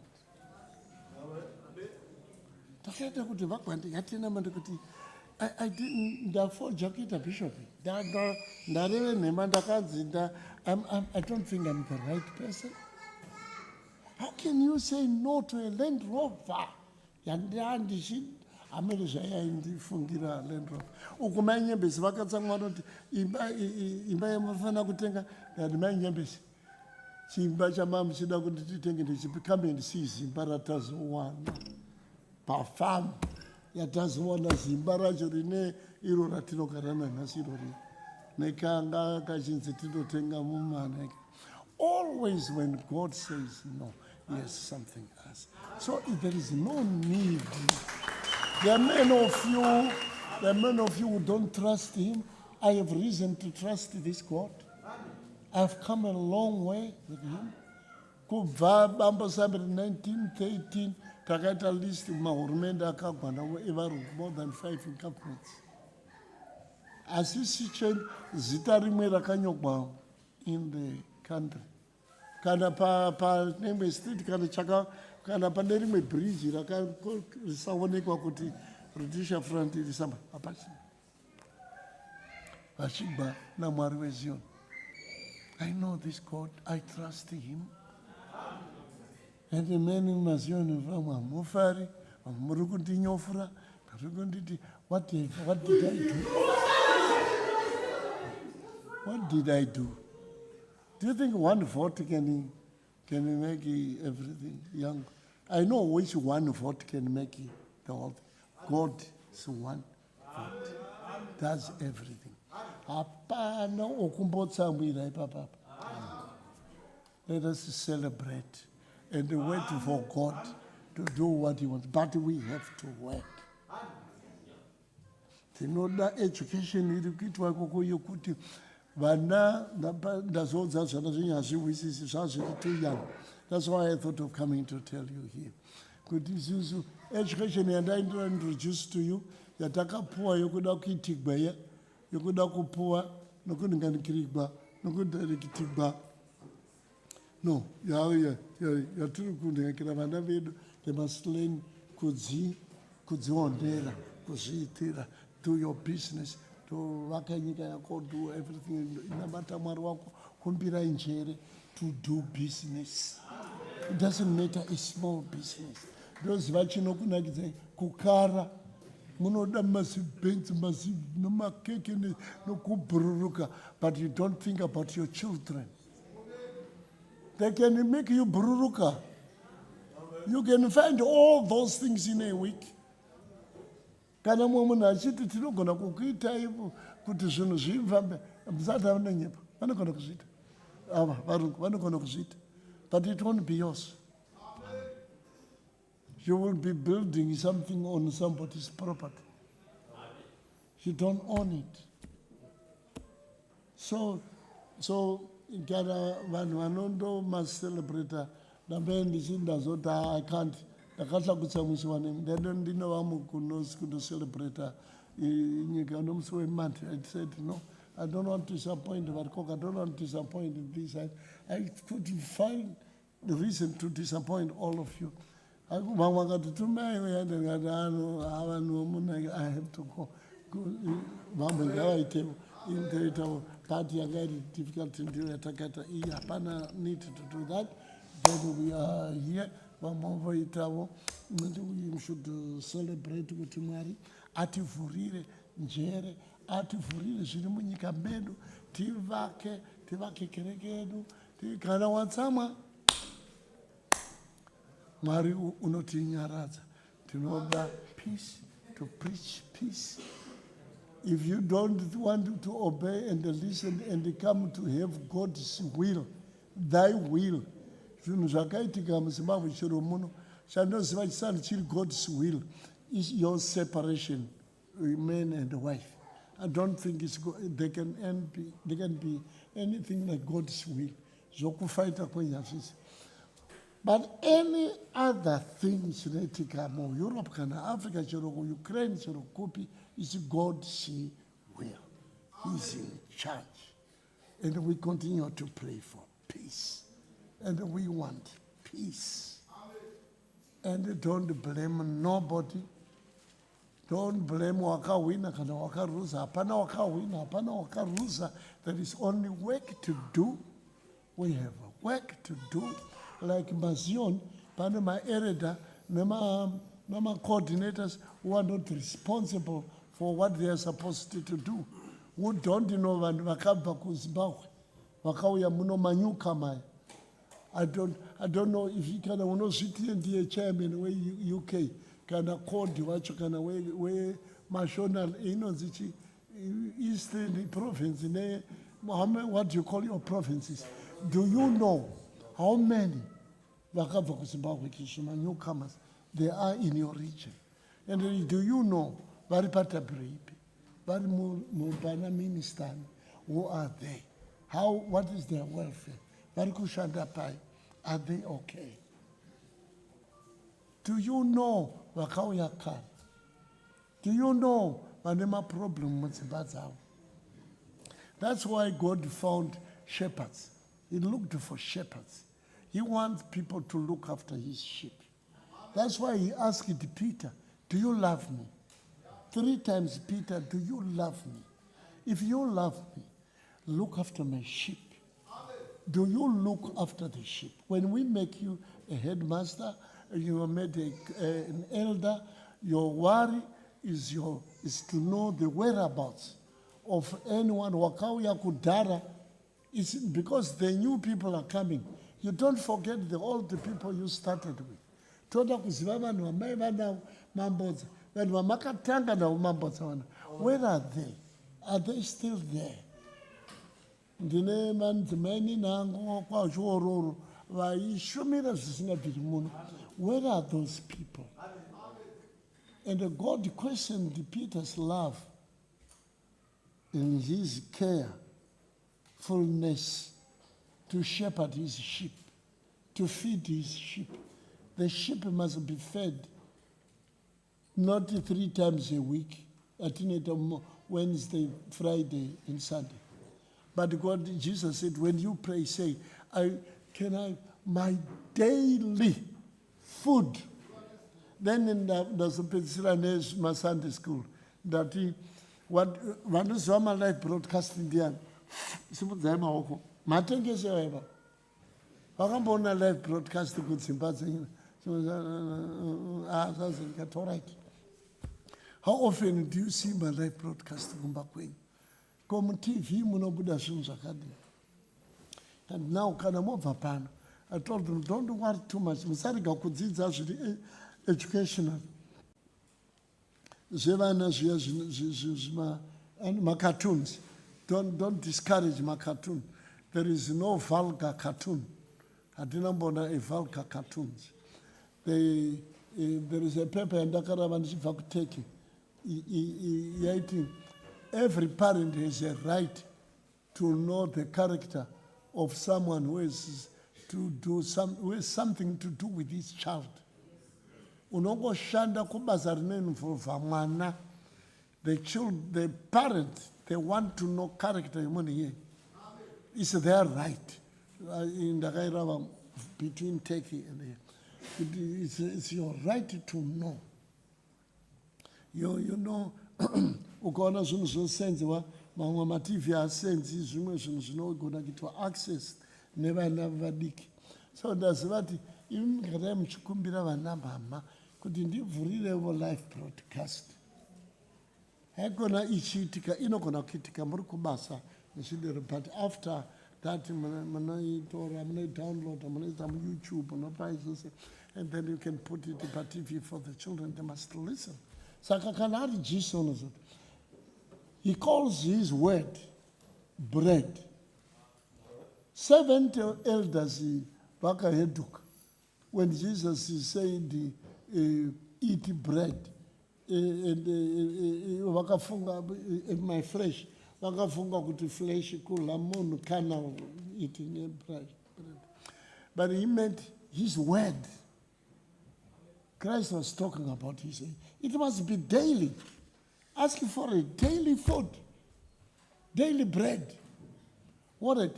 Vanabamba family, they started with 3 times a year. Mambo kuti vaone maziona avosa. Vaimona 3 times a year. Now, what a lucky, what a good thing the technology is for us. This technology comes from God. Technology is, do you think in technology, munyika yose pasi, tabane 130 kana quarter, yeah, it was revealed. In 7 days, Mwari created the whole universe. No, you couldn't say Kavan was in the university also to study what God did in 7 days. And they are not yet at home with it.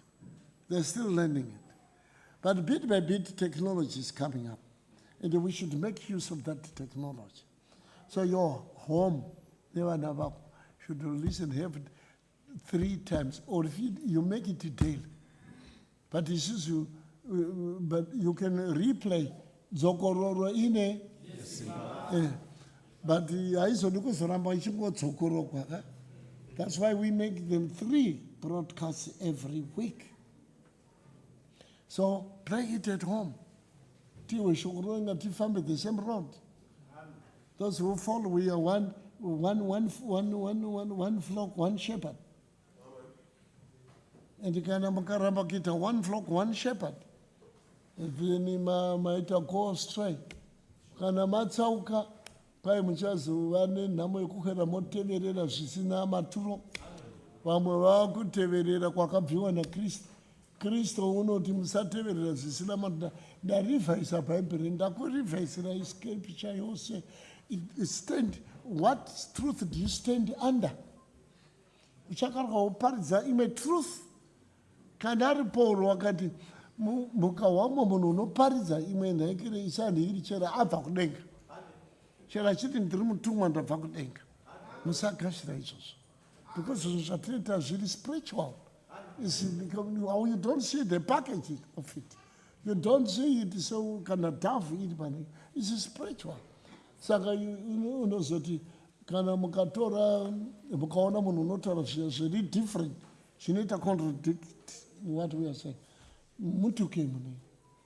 Chera akati ndabva kudenga.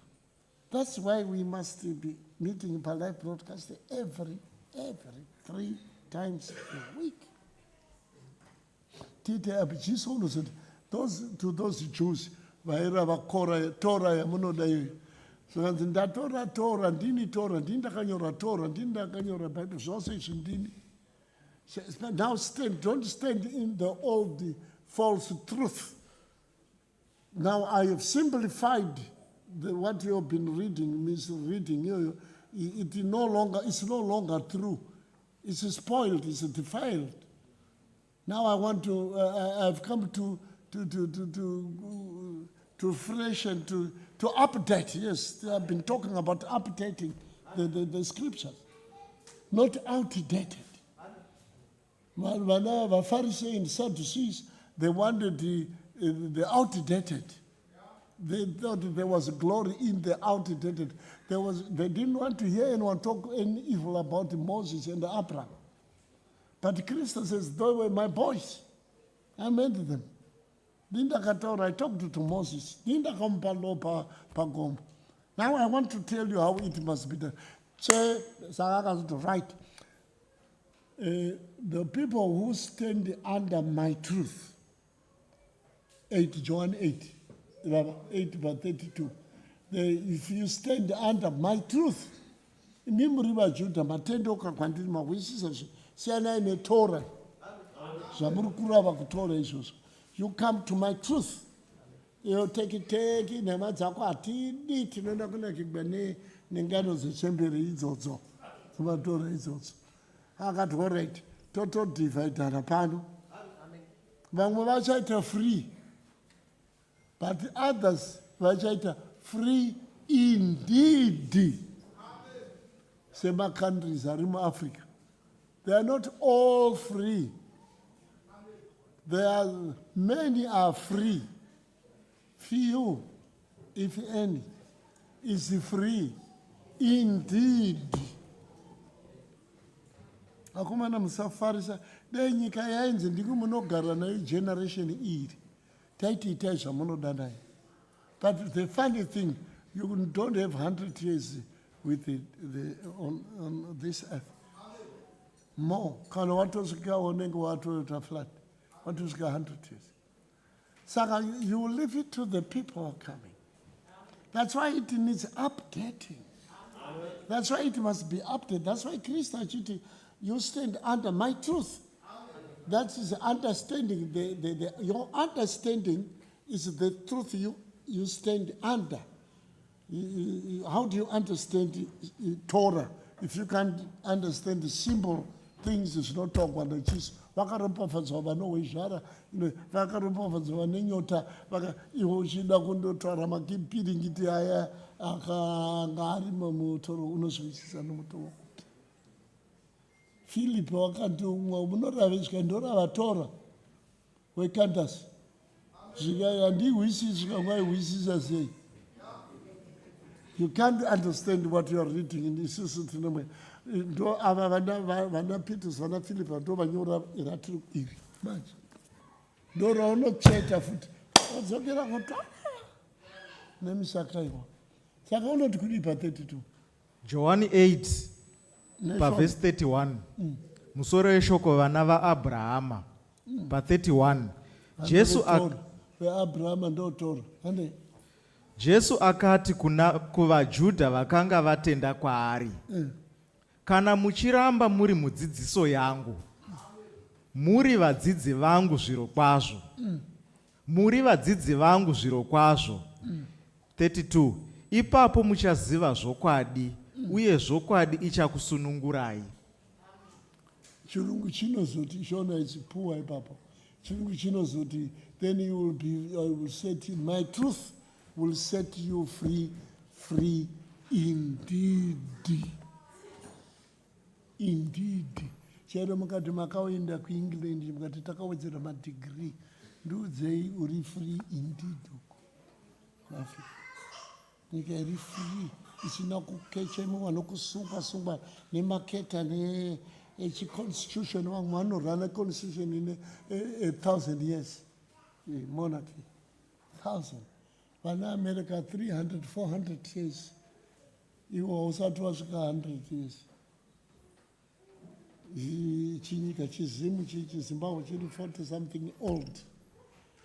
And to discuss the sex of angels. And the whole makava asata akadongorera nyama.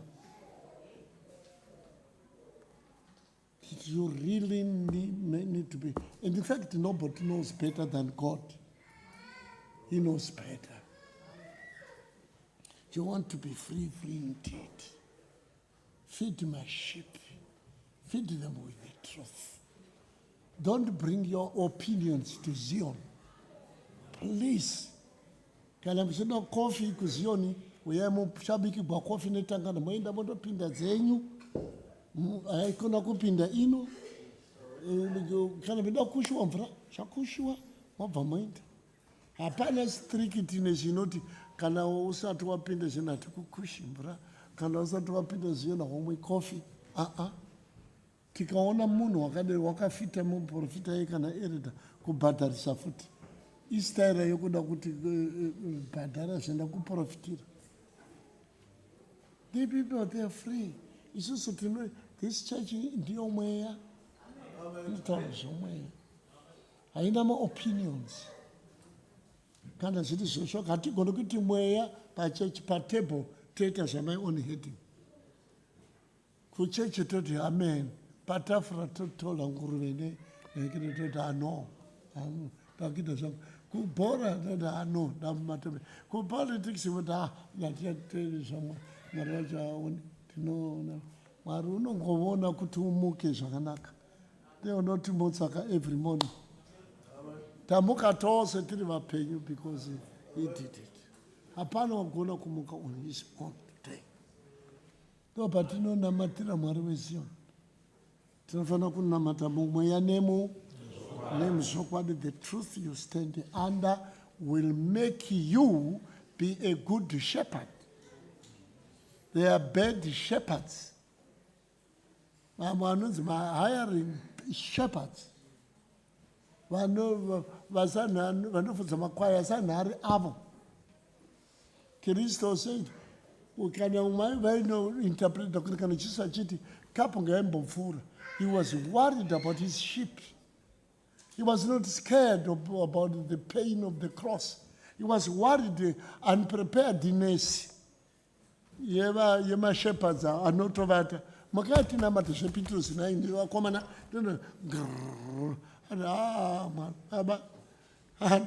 I didn't know kuti zvinhu zvakamira so. Vari kutotsoridza magwiriri pano. Adekapi yambodini. Tambokochana nevakomana. Mwari akati no. But thy will, let thy will be done.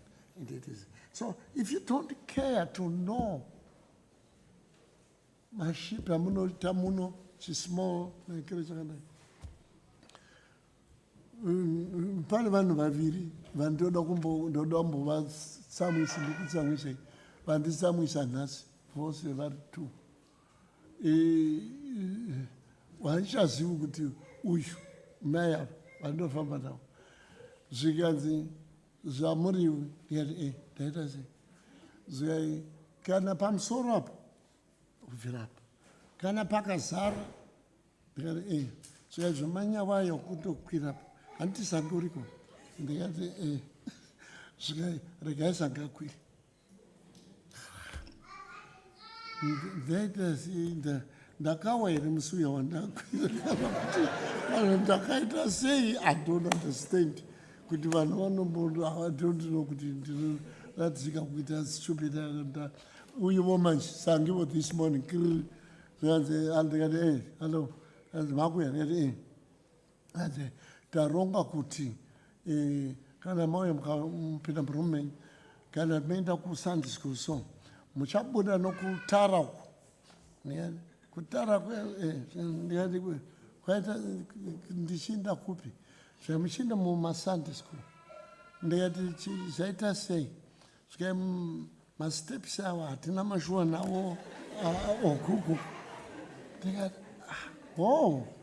ndikati uyo handina kumurafura ndati saka nofunga paita construction pane renovation yavari kuita zvavaberosi tazosvika panapa manje ndikati naiwe ndibude ndikoko zvikai mama hatina kuti mungadzaka ndikati zvachinja makachera chera sikanzi hatina ndada ndenda ndichimanya ndizake uchimanya tone kuti ubhowingani I think I'm too old zvekuti ndikakonako kundihlira izvozvo zvivanhu zvacho hapana vanhu padenga pambaine ungatoti kwai vatozara tikwire ipapo tinokwira peni ndikona kukwira manhu yakiri ndichidinda ndichazvinokwira rugare vanhu vaMwari kotsoma Zioni. What I am stressing is if you are a shepherd, and let me appeal to newcomers, the people who come to join you in Zion, and it will be a shepherd or a visitor or It's very nice, it's honorable. Unongogara uchingotreatiwa zviri preference. Wagara papi wadini. That's a very good thing to do. But iwewe sheep yachini. Usaramba uchingova sheep iwe. Hauendi 3 days uchingeta sheep pano pasiona. You know to a shepherd. This is one. The God of Zion no longer looks at you like a sheep. He is looking at you like a shepherd. You are each other's keeper. You must know where is who is the man.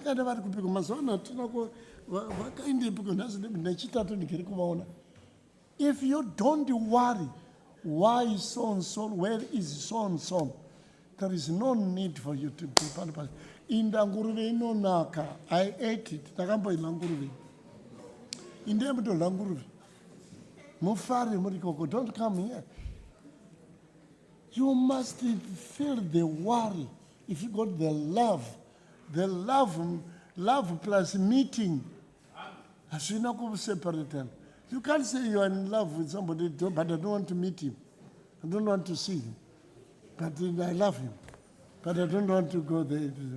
Mwari wakatozvispekula kuti wakatanga achiti uyai pamberi pangu katatu pagore. Kudhara achiwehondo. As his love began to grow, more times than 3. He wants to meet people.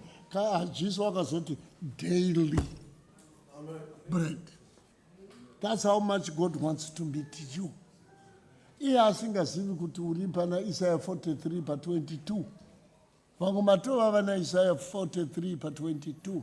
Matofi nikara story vangu mai vaenda kudze ndiva vari pano vadaenda vandasi ine mari wekuti vamudhara waikuti ndinyengere handiwepo wakanga wanyengwa here kana kuti vaizvokuti nditsvakire musikana sei iwe ndikati wati kudii kwaari mudhara iri zviyai ndamuti hamuna mukadzi here nevachirambira akati ndisvika achirambira vakati wangu ndapedze danha naye handisina danha naye saka uchitamba gemi yekudai ungadere kuna mwari weziyoni kuti mwari weziyoni ndapedze danha naye ndafinikara neziyoni rava Isaiah 43 verse 22.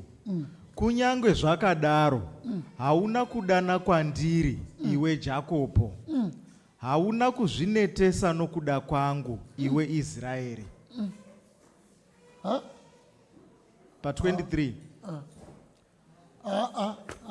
Wara zvakanaka risange. Kunyange zvakadaro hauna kudana kwandiri wakadini?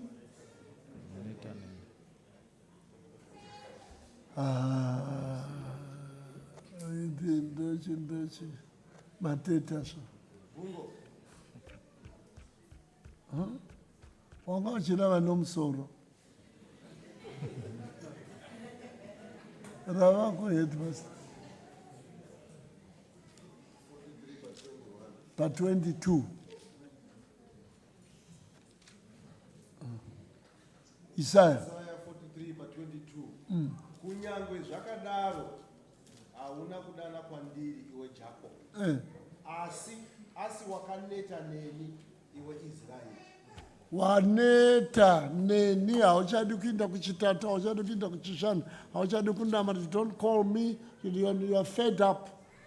Ndavachirambira vakanema dzamaenda kuti nyaya toda kundoigadzira asi vakafa vachirambira ndobhayafira nyaya icho kuti ivo vanoti handichina havi nomukadzi wangu ndakuda umwe munakiri wakuda umwe wamwari iye wati ini ndine godo musava nevamwe vamwari kushe kwangu ndoyazointerpretiwa nemamainline kuti sava nomwe mukadzi kuzvokuwaonai izvi ndo yatiri kuita mamasivana asi hapana chivi chokuti mukadzi asi hatichambaangodi hedu asi hapana nothing sinful about it kana wabuda pachena muchizivana muchigara mose musingaiti masmall house nezvimwe zvakaita saizvozvo.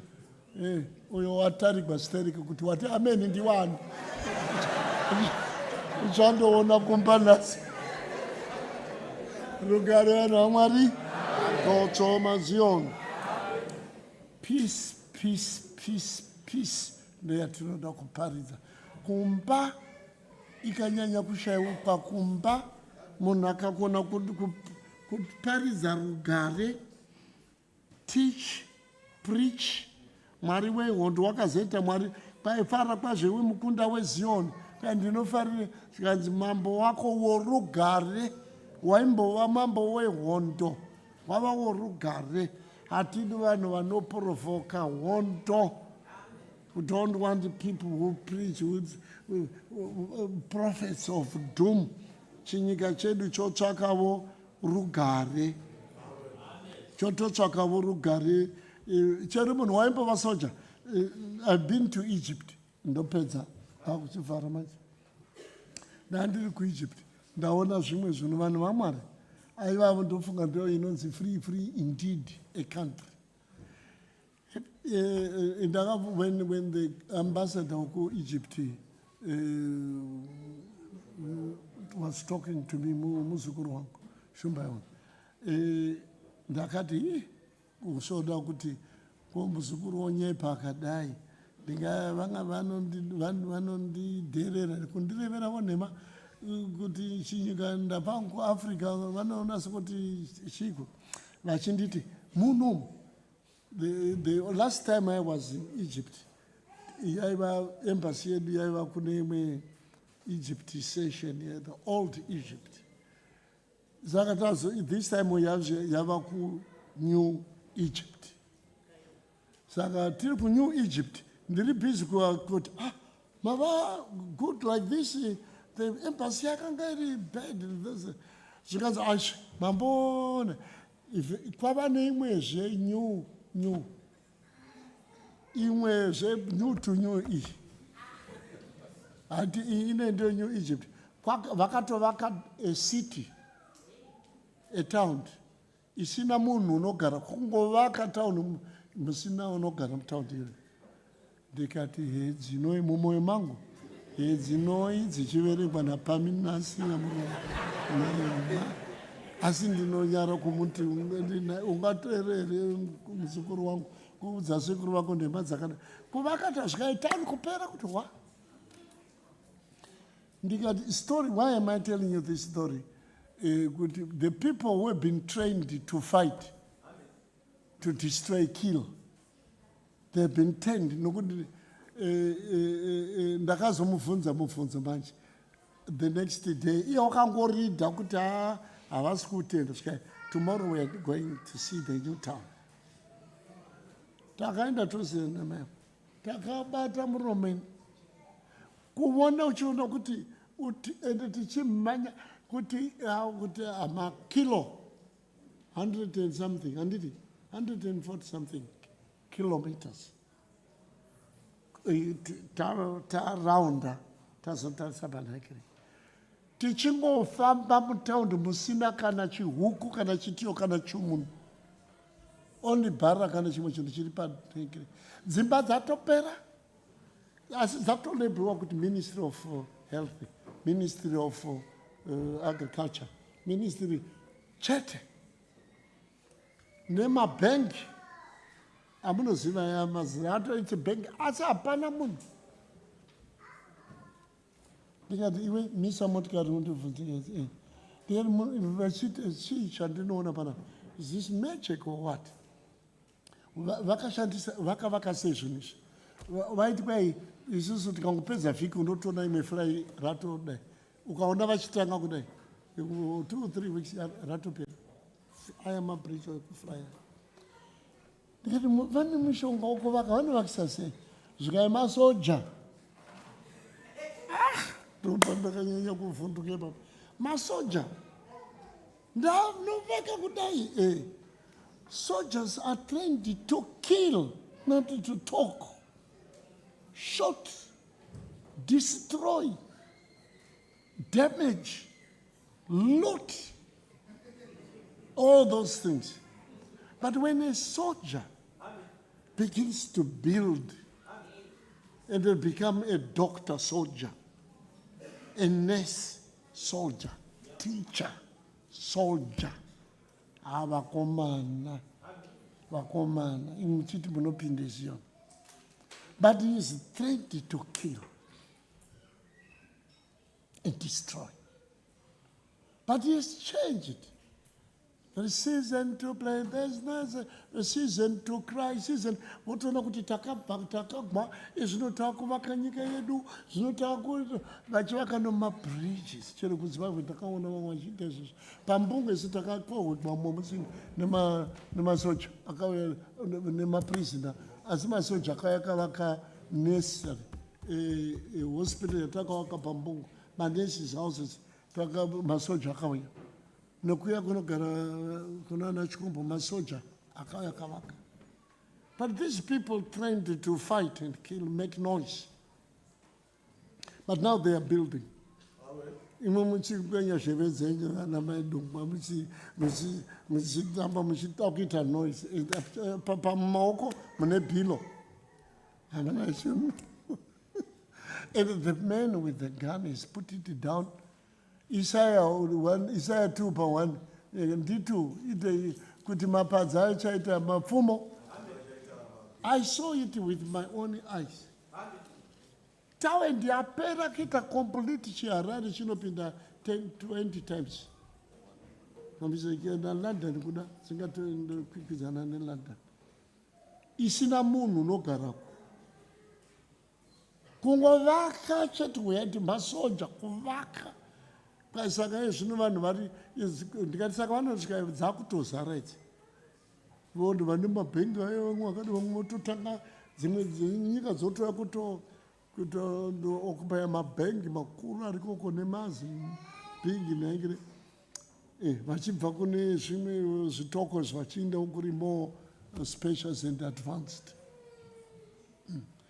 Isu tichiita mamillion names on backlog yekuita housing dzimba kuti imba yako ichabuda after 5 years muri million muchitsvaka imba ichavakwa hameno makore mangani uku vatopedza kuti gunduru mvura nesewerage zvese nemalights everything kungopinda nekiya kuchipinda kuchitora iri town. I'm not a house, not a location, not a location, town, city, like New York, Cairo, in a population, 30 million, more than 30 something million. So, I'm preaching love and peace. And the people who wanted to tamba nekuta noise, they don't know how to fight, and you don't know how to.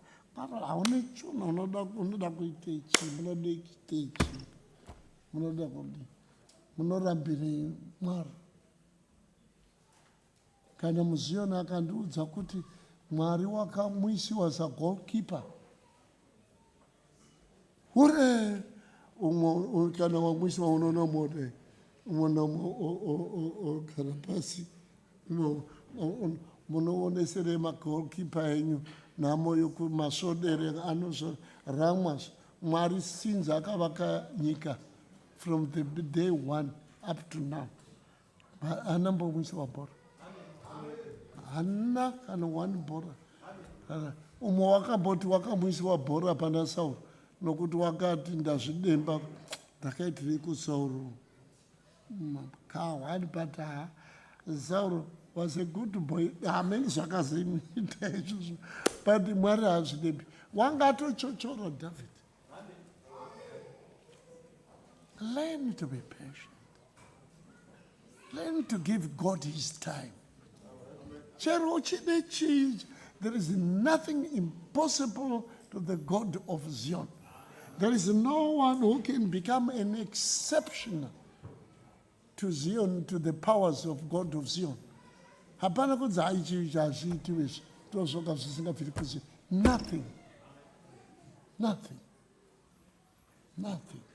Nothing is too big for him. Zimbabwe is too little a place for God to worry about. Everything is in control. God is in charge. Don't fear any noise. Don't fear any war. Someone who knows going to go. They have been trained. If a person who was trained to kill is also trained to be a nurse. A person who trained to destroy is now trained to build a house. Huh? A person who was trained to loot is now to supply. Katuona masoja achinda kuchimani mani nechikafu kuvanhu vanenge kingo. Nepati kana vakonga nyika ka vana David vaiti tondogwavana wabva kundogwa nowasara togovana looting yatanga ndotora paivo ndoma ndakire okuda. So you must have mentality yokuda Mwari nokuhla Mwari. Mwari hadi kungodiwa unoda kuhliwa. Timu respect tumpe the name that deserves the honor that deserves his name. Undiano unonze sheep. Usamboti mwamun a wolf. Only God can say wolf to somebody.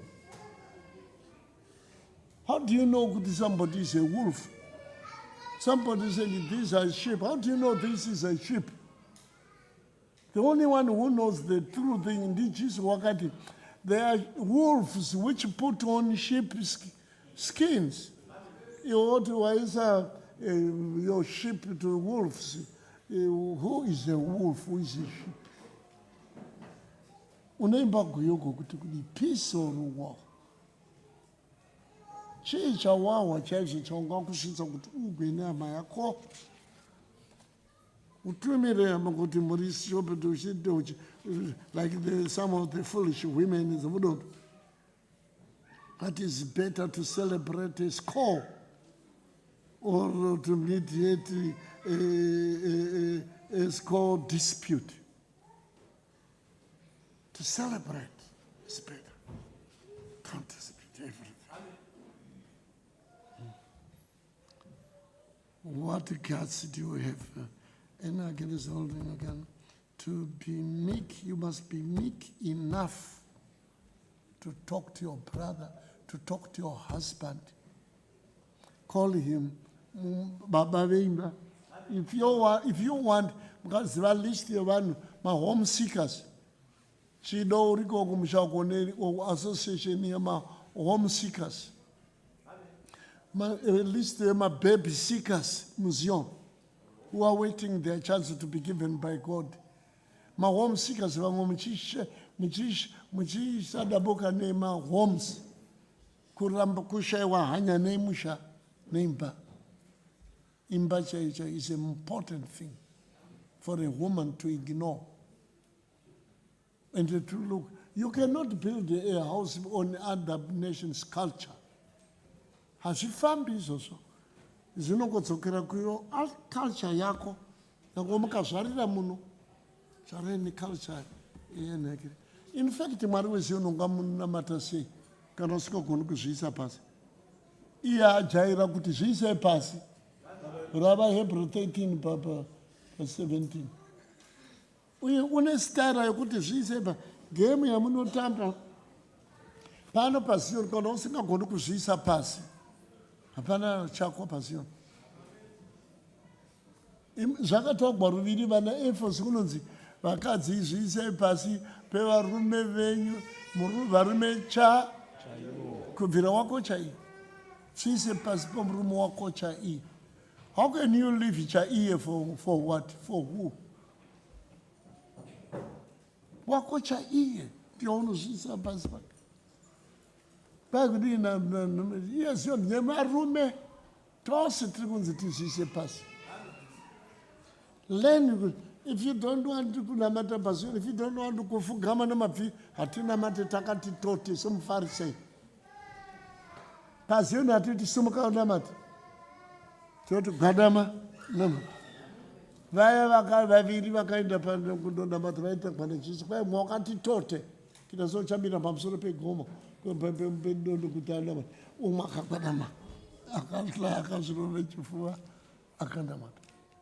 ndozvatinoita kwai kudii. vaHebrew 13 verse 17.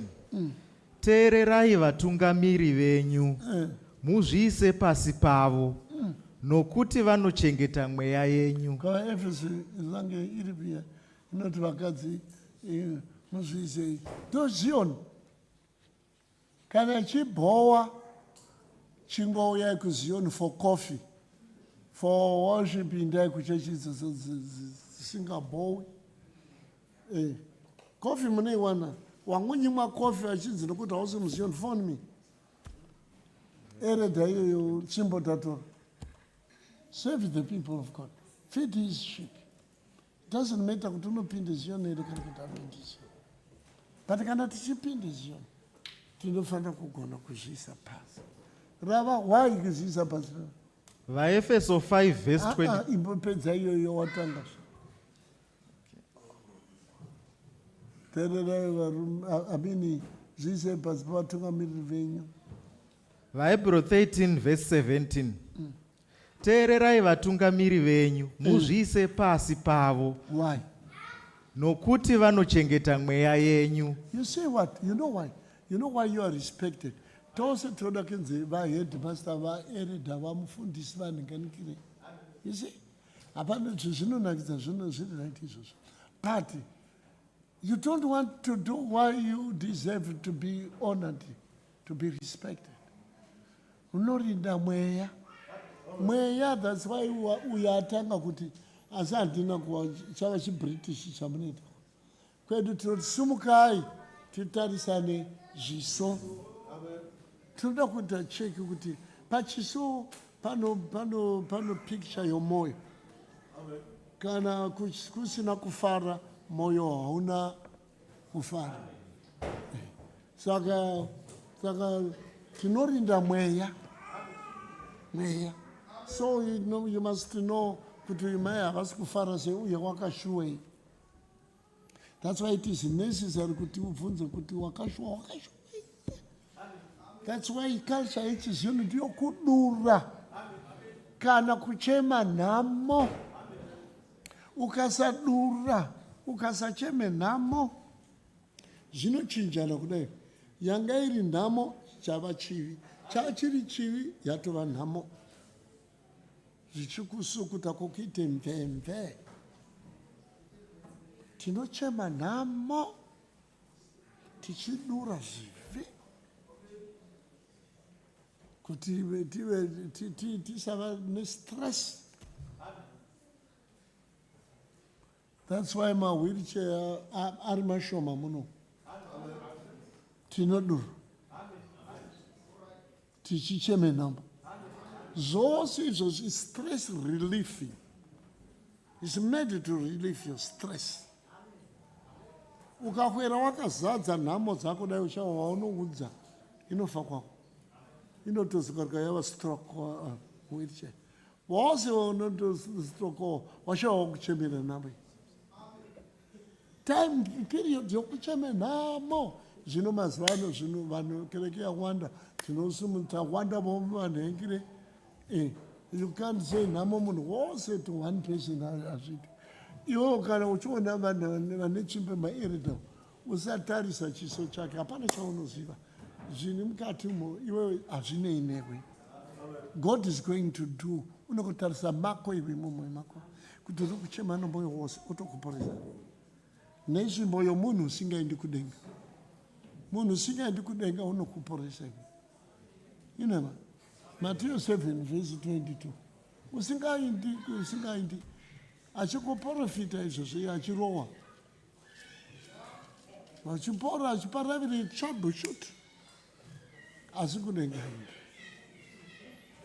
Asi Kristu onai unoti kudii Matthew 7 pa 22. Matthew 7 verse 22. Vazhinji vachati kwandiri nezuva iro. Ishe, Ishe, hatina kuprofita muzita renyu here? Nokudzinga mweya yakaipa muzita renyu here? Nokuita zvishamiso zvizhinji muzita renyu here? Zvino ndichavaudza pachena. Kuti kudii? Handina kutongokuzivai. Hamusina mubhuku rangu rini handina mazita enyu. Hamuko, hamuna chero bhuku rasekretari wenyu harina iwe. Ende riripo rine accuracy of a sleepwalker. The accuracy yokufamba zvinoita isleepwalker munoziva munhu yave anofamba usiku vakaviringika. Iyeye mabharani okudenga haamisi enem. Chizwa wakamboti farai kana mazita enyu akanyokwa. Iko kwako iwe kana konyokwa vake vezvegumi haupo. Zita rako haripo. Vezvigadziro harimo. Veza haumo. Harimo zita iroro.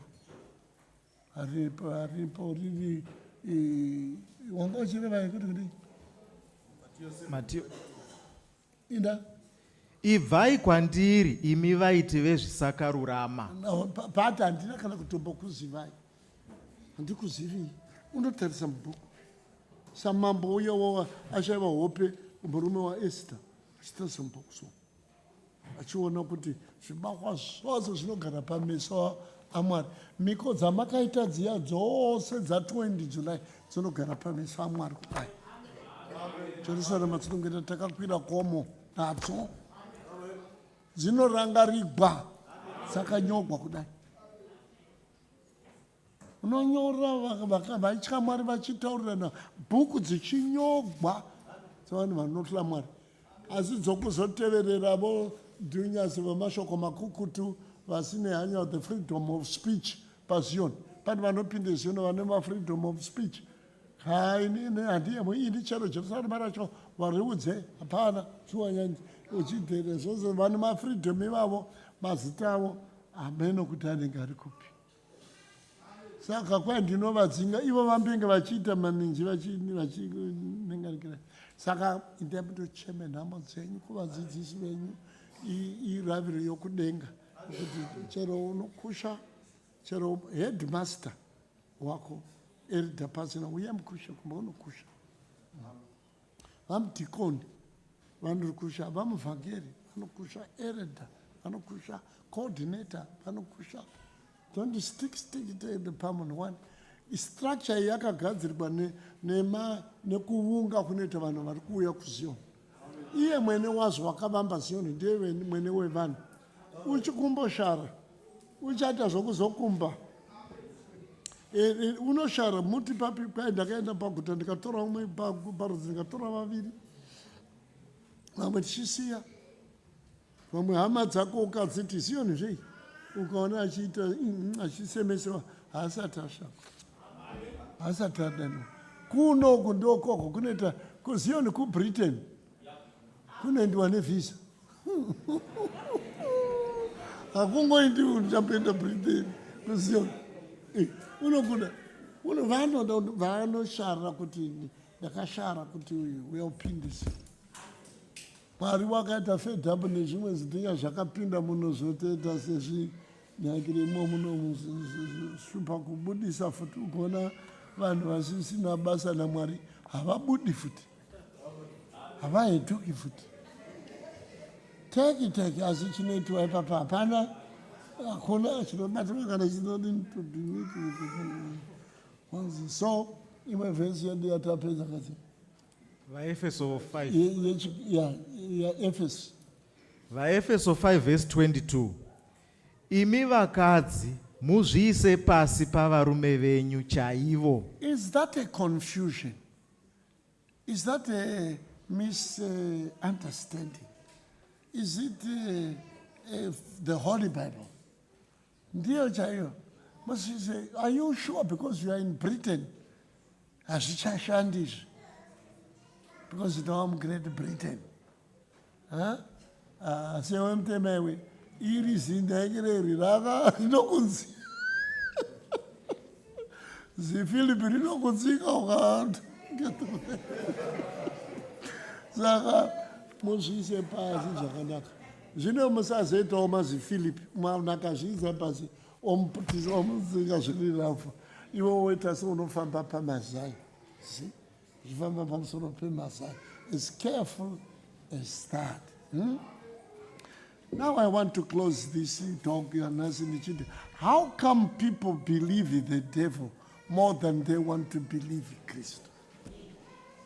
How come people enjoy social media? The devil kunakirwa nenhema kupenga kutoita gohwaya kutofa kutofira inhema dzake idzi. How can the people who lie vana baba vavo vari pana John 44 ndiani ya 45 here John in verse 45 8 vandokuti ndibaba vanotosa baba vavo vanoreve nhema diabolos. So how come people want to believe in social media? Iwe unopinde Zion, iwe unoti zvinotokwa pade ife mumugomo chaimoti nhema asi zviri musocial media, asi unoroma peji apa, asi unonengana. Hauzivi tactic yadevil iri. Luka 4:6 ndiye switi tangi inonyepa zvaisingagoni kuita, zvaisingambofi akaita. In fact, zvaisina haishandi nezviripo, the devil. Ive uya tishande nezviripo nezvatinoona. Unotoda mweya washe Jesu Kristu kuti apa ndiri kufekewa. Kwai kudii? Luka 4:6 Dhiabhori akati kwaari, ndichakupa simba iri rose rokubwinya kwazvo. Nokuti kuudza Jesu, kumukwidza pakakwirira, kumuratidza, mamwe mapolitician ndiza kana mucha ndiko ndikodi ida. Nokuti ndakahupiwa ini kuti ndihupe wandinoda. Nani zvingandei? Pa7 zvino iwe kana ukandinamata ukangondivhotera zvose zvichava zvako. Nezvisipo vamwe vacho zvichazoda zvigodii ndapota. No, handina ndinopinda Zion. Nazviwa ndopinda Zion. Ini ndotaura zvemapolitician ose handina kuti ose ari musaka rawo. They can lie to you. Ungatodera kutobuda mushoko kutobuda mutabiro musondo kundoteerera kusingatarisi live broadcast. Uchitoshaiwa time for live broadcast. Mumba mako musina live broadcast. Uchiteverera dhiabho unoti tanga handina mari vanhu vangu vokura vabhaibheri vakomana chamburondiita izvi munondifiringa stroke. John 8:44 aiwa dzokororai wanga uchinawa 4 Luka 4:6 Dhiabhori akati kwaari, ndichakupa simba iri rose nokubwinya kwazvo. Izvi zvinotaurwa kumwene wesimba. Andei? Nokuti ndakahupiwa ini kuti ndihupe wandinoda. Enda. Zvino iwe kana ukandinamata zvose zvichava zvako. Ungapenga iwe isi tinoti tinoda kuenda kudenga kuti iwe une imwe zvimwe utopia yauri udzwa zvokutoti shut up kuchechi handindi kutoramba Mwari wako uchiti Mwari wangu wakanditsamwisa, Mwari makandiitire, makaregerei kundipa ndinganikire, ndinganikire. Aiwas Mwari wenyu hakurasisii, hakurasisii. Hapana wakaruza vana Mose, hapana unombova lost, hapana wakambozina Mwari handidi in that country handinoziva ina Limpopo kuZimbabwe kuninga, hapana uri mubad list naMwari. You're all children of God, but God has his timing and he plays his ball peacefully. Kana iri Maria munoda hapana musi chikaraka chakati hapana musi mari haina musi waisinganaki. Sati mari yandaida zuro wandi pandazi hachaidi. Saka munoda kudina Mwari mose chero wakahwina usazi dundundu usaita dundundu ndiMwari une program dzake uti what is the way forward kuna Mwari. What is the way forward? From here, where do I go for your people to feed your sheep? Don't tell lies to the sheep because I can feed you with the zvausingagoni kumafidha. Unoti vanhu vari kuAmerica kune kwakabva inonzaniko Nandos yakabvepika. Huku imwe huku inoi Nandos yakabvepika. Ebe? Asi yakawanda kuAmerica uko. Nandos. Chicken iyoyo. Umwe munhu unotumira munhu kuti kune zhara kuAfrica omutumira porridge isina shuka. Iye ukaona munhu koko unoti ndauraiwa kumutengera Nandos. Oti havadli Nandos vamabwezi vape porridge. Muzvikapu zvakazara kana zibhodho rakayama zviti ugoona they collect a lot of money. Yozoinda soup opuwa soup dai chitombo ya Esau yakanga ichinhuhwira yakaisiwa zvimagariki yakatengesa Esau nekere porridge chaiyo yemvura neufu. Why can't you buy someone who is starving one in Nandos? Ingaita too much. Angambiti too much. So say what you can do. Don't say what you cannot do. And do what you promised. But we not told you to exactly what you promised to deliver. Deliver just that. Just what takasunurira na Mwari wakasunurira izvozvo. And hapana wamborudza. Because most muchine upenyu hwenyu mberi vamwe they look young and you got your life. Don't spoil it by kunzituka Mwari wako ufe. Agwara zvamunetsa aiwa distressed mukadzi wakazonzi mukadzi unotaura sevakadzi vano mafoolish women. Tuka Mwari wako haina ndichapindi Zioni nokuti Mwari wako haina kundinganigirira. Mwari unomuziva kudzai Mwari. Musanyengerwa Mwari hausekwi. Chinodzvara munhu ndo chaanocheka. The devil claims to have what he doesn't have. He claims to be able to do what he cannot do. He says he owns this and that, but he doesn't own a thing. Isusu hatinamate Mwari wedu pano paZioni tiri muno kana America kana Britain.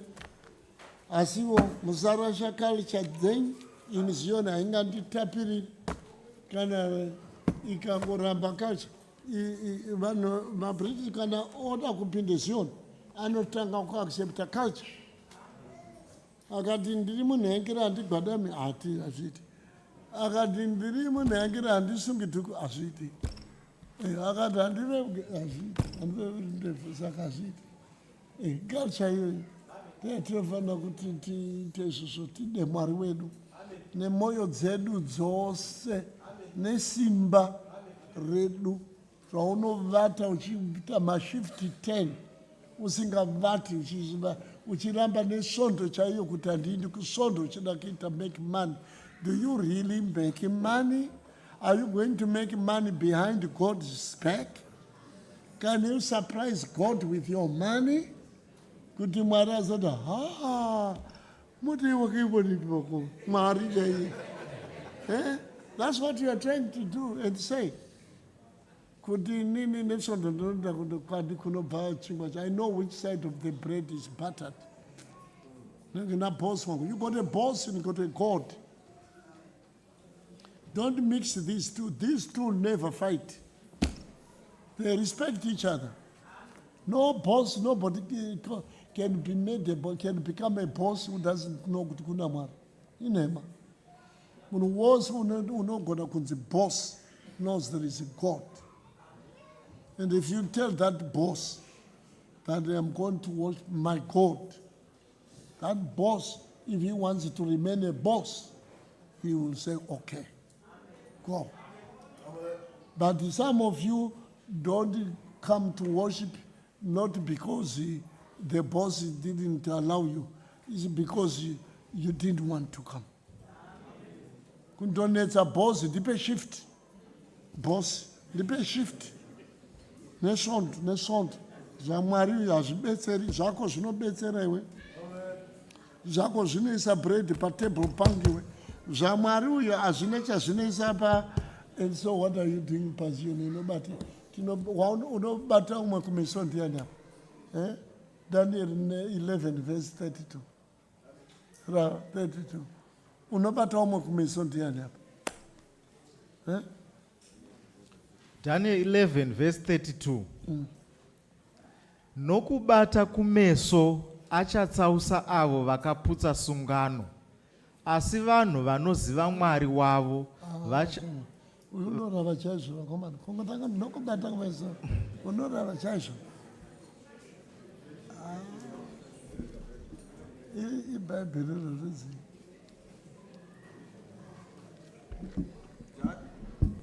Vanoitira sungano yaMwari pano paZioni pano.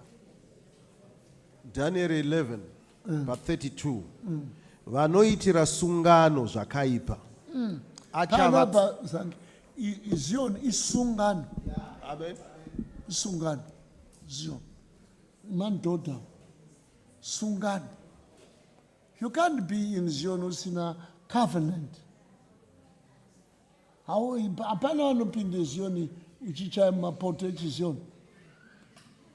Pane vanhu murume nomukadzi vanogara vose vachiita mapoto vasina nakire. You can't do that to the God of Zion. You can't come to Zion uchiti asandi tinochaya mapoto. Panoteta sungano ndiunganidzirei vatsvene vangu. Svika vatsvene chii chinonzi munhu mutsvene. Vatsvene vanhu vakaita sungano naMwari pamusoro pezvibayiro. Nokuti iye wakabayira mwana wake. Amen. Wangopinda Zioni, wapinda mufu kubvira ropa raShe Jesu Kristu nenyama yake. Gumbo mufu, gumbo munhu yakiri mushuga, muropa nenyama. Ndopatindo zvatiri pano. Wangoputsa iyo sungachira vamachiri. Vanoitira sungano zvakaipa. Pano paZioni. Achavatsautsa nokubata kumeso.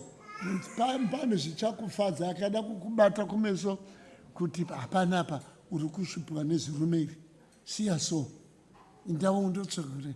Inotomira uka. Inotoita levi yako. Ugeta mota. Ichere ikasakutsika mota iyo. Haigona kukupiura. Kutsika. Wakatsikwa nemota yake. Ambo ndikakira achiti adzokere sure mwene wayo. Right. Anokutsausa kukubvisa mumarriage yomukadzi wako chaiye kundokupa imwe dunyasi. Imwe do of the nyasi isina kana anything ugoti ndava right. Ingokugadzira zvakanaka ipapo wabakwa kumeso. Wafunga kuti zviri right ndezvipi? Zviri right ndizvokuti kundoshumira Mwari hazvina basa. Regai ndinde kundoita ndake. Pedzisa inoti kudii? Unovatsausa izvonero. Ko imwe gurupi handei. Asi vanoziva Mwari wavo vachava nesimba, vachaita mabasa makuru. Vanoziva Mwari wavo havo, vanoziva tsika yavo havo, vanoziva havo kwavakabva havo. Vari Great Britain muchaita mabasa anosvisa kuno kuBritain. Muchaonekwa paairport nevanhu vazhinji kuti wadzoka Stephen Musliswa, wadzoka kupi kuGreat Britain. Vamwe vachangeta segozho rapinda panhengera wakadzoka rapinda nopapira izokudzoka ikoko kungonyakakazi. Saka batisisa ivhesi iyoyo, vanoziva Mwari wavo havo vagoziva sungano yavakaita naMwari wavo havo, vagoziva kuti Mwari wavo havati hakotsiri, ari in full control, ari in charge. Nothing happens behind his back. Nothing. Nobody. Hapana kana Nehemiah kana Inkinas kana somebody. Hapana kana one of them who can do anything behind the back of the God of Zion. Everything, they are no control. Hapana one of them zvisina benefit vanhu vake zvake, he won't listen. Chero ukachema, chero ukachemera GP Land Rover yakaita sei, he won't. Kana ukangotaura zvinobhenefita vanhu vanozara mumbuko, vanogara, vanorima, vanozariramo, vachiberekera, vachipinda zvikoro, ukangotaura zvinhu ichocho, he will provide. He will provide. Anything, you know the purpose you've been put here to look after, to further Zion. Yakanzi ichasvika kumatunhu ose of the uttermost parts of the world. You are part of God's purpose and plan. Kuti Zion ipinde in Great Britain. Amen. But you are not here to be shepherded. You are here to shepherd others. Uchishepherda uchiziva kuti paunenge uchishepherda vamwe, Matthew 8:9, uchishepherda vamwe usakanganwa Matthew 8:9, uchifudza vanhu vaMwari usakanganwako, uchirangarira sungano yawakaita naMwari usakanganwa Matthew 8:9. Inoti kudii? Matthew 8:9, nokuti neniwo ndiri munhu usambokanganwa kuti newevo, no matter zvawava, newevo uri munhu chi, nokuti neniwo ndiri munhu unorayirwa. Ipapo mira, ukangoona nyangwe uri mumba mako nomukadzi nevana vako, uzive kuti newevo uri munhu unorayirwa nodzoka. Ndakuudzai madherere gwandinoita nezvine vakadzi nezvana, muti kudherekwa kwerudzi. Freedom of speech. Amen. That's what grant anyone who is called a wife to me, anyone who is called a son to me, must have complete freedom of speech to me. Hapana unombofuka zvino you say, ndotoro zvonemiko pepe mamuri. Atimbomisi mbama saka achizodzokorora futi mangwana achingodero. So imimi kana mukafundisira vanhu vamunamwa munofa musingawi zvinohwa vaMwari. Nyararei mudzikame muchiteerera, muchahwa zvose. Uchibhula nezvana hazvimbokuudzi zvinoitika ipopo. Unase kutaura zvakanaka, unohwa zvinorova. So newevo uri munhu unorayirwa, unodzokwa. Then chienda pasi macho. It's not enough kuti ndinongoteerera ndichidzoka ndichiudza ine ndina varwi pasi pangu. Hapana imo muno matakagara panapo usina mumwe pasi pake. Hapana, not one. Cherewe muzukuru mabika Une someone under you. Kaenda ku Sunday school. Msande sikomana. Uyapana chero pa hapana usina munhu pasi pake. Ende hapana usina munhu pamusoro pani. These two people are very important. Wepamsoro newepasi, they are important. Wepamsoro unondirera ndinondidzora. Kwa wepasi unomdi.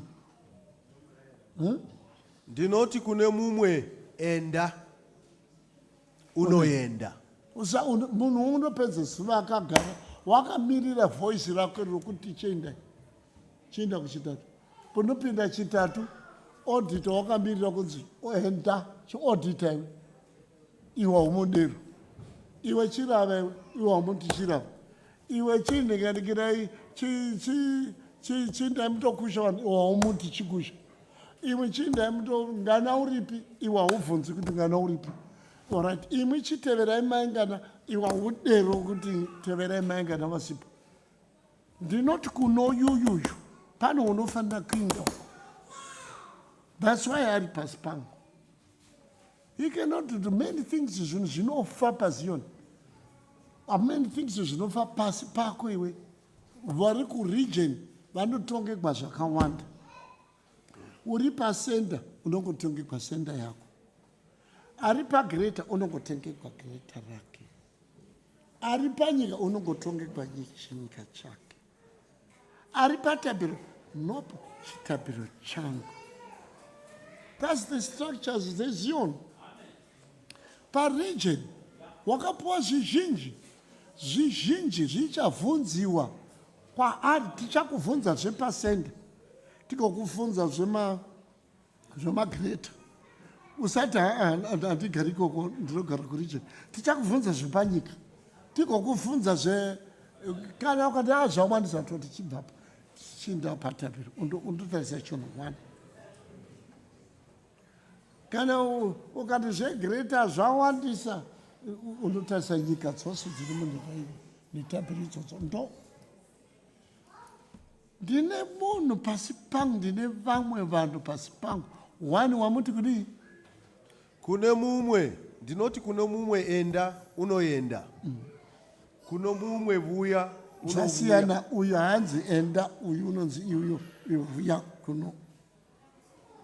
Uyu wanzi ndaundoona zveauditing, uyu wanzi ndaundoona zveplanning, uyu wanzi ndaundoona maabsent vasipo, uyu wanzi tevera vasipo, uyu wanzi ndaundokusha vra. Iwe unoda kuita mutariri usingagoni kuita izvozvo. Wakangoti tuza akabata rushaya kwake gumwe akangotarisa ziso kuna mai vokwenyu kusvika svondo yapera. Chimba iyoyo ichinzi ndiyo kungoti mangwana mukai maindi mbokubaya nezvo. Mangwana yakagadzirirwa mai vokwenyu. Chimba iyo ndiyo vanhu vakawanda. Uyu ndakamuti ndakaenda, uyu ndikati vuya akavuya. Kumwe nokumuranda wangu ita chichi unoita. Kokana ukasamuti ita chichi unoita. You see kuti chivi kusati ita chichi haiti. Akasaita haaponi haararami. Nokuti ichi chinhu ichi ndo chinoti icho akachiita odini orarama. Uku gwendo akaruinda orarama. Ichi akachini ndo mapiritsi edu paZion. Amen. But those things don't happen not because the people don't want, but uri pamusoro igozho rakafira mberi. Amen. Rinopa masiginari rufu, kunopa masiginari wose makozho arikoko nemasvosve haadi kuona rafa mberi. Udzoka. Tabhiro yafa ine gozho pamusoro rakafa futi risingachati inda vuya ita irovo haridzoreki nokuti pamusoro paro hapana munhu. pasi paro panongotambwa nepera hapana kuti chiregai kudori noise chivirikai chigarai modle chivatai chikwasvimba hapana. Ndihwo unonzi utariri. Muzvichenjerere imwi nevose vamakaitigwa vatariri pamusoro pavo. You don't say to someone ita zvausingaiti iwe. Teach them to do. Pani vakapinda Zioni kungozofoirisa vanhu. Matthew 23 pa 23, 23 pa 13. Kungovharira vanhu ushe hwokudenga. Takavaita Michael, takavaita teacher. Izvo wandovharira vanhu vose havachapindi kudenga vose. Why? Nokuti hariti inda, pinda, ita. Hangone. Asi ndine vanhu pasi. Ukati uri mudhikoni chitipa description yebasa hapana. Ndiko kungo ndini vamudhikoni. Tauya ndini vamudhikoni. Ndini vaherita. Ndo. How many people ndinoda pano tikufarira? Matthew 23 pa 13. Pa 13. Mune nhamo imi vanyori navafarisei vanyengeri nokuti munofigira vanhu ushe hwokudenga. Chimira ipapo. Mune nhamo headmaster vashumairi vemaoko vadhikoni mose munofigira manyuka mazapinda Zioni nhasi. Makavafarira information yeZion, makavavharira zvinoraramisa paZion. Hapana unombozviti vazviite. Ere zvimwe zvacho zvinoraramisa, they don't believe you. Kana ukati uyati bate gadziriro, you only come to say, give me money. Unofunga God founded Zion kuti give me money. Ita gadzirirewe. Kungoti mfasha. Ndauya kuzoti wabata. Nakira nyuma papa. Ndozva makagadzirwa. Kutumwa kudodero. First things first. Ndinokutumai. Kundoparidza number 1. Kundoporesa. Nokuraramisa, ndokuponesa, ndokubatisa, zvinoraramisa. Nokuparaviro. Magedha aya munoti magedha okuti toenda pasvondo. They have been abused now. Panongomigwa vanoti kana usingadere nyangwe anoereda hwakaita sei haatendeki kumira pa. Nemhaka iyi. Every error zinondopinda magedha akapinda so. The purpose of that thing is kuparaviro, to help you with prescription. Amen. Zvinoraramisa. Zvisingatukisi, zvisingarovesi paZion. Nezvinoraramisa. Don'ts and do's and don'ts. Iwe kunamata koko kwavano. Iwe upambulo. Iwe mumba menga munapa. Iwe maimi zvisevu pasi papa. Pano imbosumuzema ukomadzimai musareve nhema. Wakambowa muprofita chikuti zvise pasi pamurume. Wakakosha mukadzi muprofita ye mundinyorere musamureva papublic ungaone nhama. Mundiite panhekere. Munhu muprofita unoprofita zvinobva kumusoro. Amen. Haigona kuprofita zvekofi netanganda zvetea hope zvokuprofita amwa tea chakatike musoro wake because zviri mubhaibheri umu. Kana mweya waMwari rakakuratidza munhu usingazviisi pasi and you don't say that way. Rimwe benzi rinoti imbodzungudzai ndikutenda. Imbodzungudzai musataura kuti unofanira kuzviisa pasi pamuromo wako. Usadero vanai, usashungurudza vanai. Iripo vhesi inoti musadi vana venyu, vana vadoko. That's why we help each other. Holy Spirit inotibetsera pakushungurudzika kwedu nokukoniwa kwedu kunamata. Kukoniwa kuti idai give orders. Wangouya kuSioni, you must help munhu uri kuita singi. Vanongoona kuti apa zvoto zvinotomuroresa izvo zvinosungisa izvi. Pane zvinosungisa pano paSioni. Pane zvakatemwa zvikatongwa. Zvakatemwa zvikatongwa hazvisi mupiro nenhekere nechiki chegumi chete. Nomurayiro usauraya usaba usanhinganikira ndo imwe yacho huru. You prophesy that. Saereda. Some deacon. Make sure that there is good life in living mumba mawana awa. Ukangoona vasingachayi kusondo pati vane problem. Ukaona pasingachabatwi pati, it's a sign. My sign are clear and clean that there is fight in this home. Imba inosibata zvakanaka ukaona that's a sign. Vanosiya ukaona vasingachayi, that's a problem. That's a warning. Something is wrong. Iwe sechiro haumbozivi kuti havana kuuya. Iwe vasina kuuya utopedza utoti handei kumucha mangwana. Umwe munhu wakachema chana hari yaisiwa pamoto. Akati hafu sake one tari chikabva panobuda pasha. Chabuda pasha. Chakakwatsura chiripo. Hari kuibva kumonewa kupakukwa. Chichingoti pasha. Inochazona zvishoma. Hadzi vanhu kupakura zasakula. Akawamandira kwakachapakaiperekera kuti kuzvivatesa vanhu votola. Adongorera kaya. Akati naimi. Sikaza vanhu vakati chi makutola. Sikazi ko indichichema pashapa imi muchikona kuti unocheme ndiuye ndilevozo. Uchichemera izvozvo kuti kwaitike kuti isu kirege kuna sadza redu chiti pano munhu unochema. Iwa vanhu vakanga vashayiwa muhanya nomwana.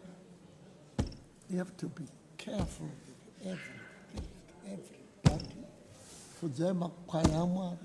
Hapana mufudzi wanapo. Everybody is a shepherd of another body. Everybody.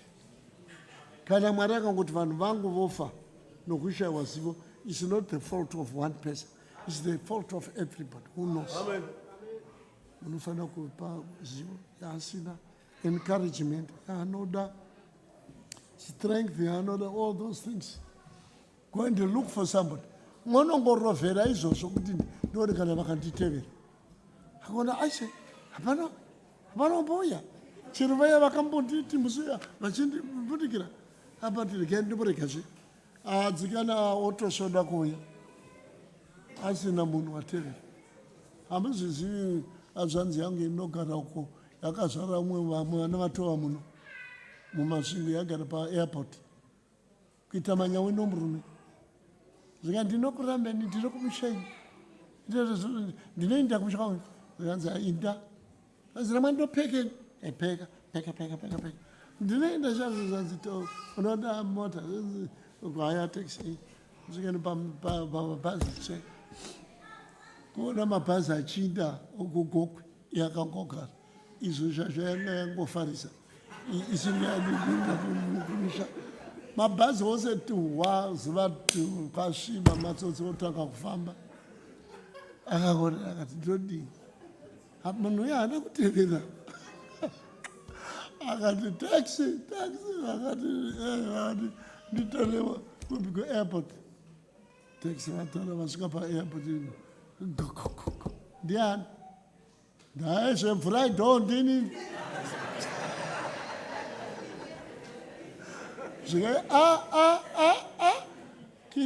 Kita samaini yakile ndiwe me wapeka watoinda atuwaita kumusha wako kutodzoka wotova nejinja muna muchina rumu. Wakazoti okay. Sorry ndini ndawe ndivhurirewo. Azinasa kupfewa zvakanaka tikuvhurire. Padi zvadi. It's the hardest decision a woman will make. Kudzokera ikoko kundodero. Hapana zvinohumiliata munhu mukadzi seizvozvo. Paambotiza pamboti ndichadi kudzoka kudai. Wakaitiwei mwana, gara pasi kana wada zvekudzoka pano. Manya wakatodzokera taxi ichipai. Ite kwawangosvitunoenda. Wakazonaka akazvara akazadza imba akaguma. Munhu ndozvamunoda.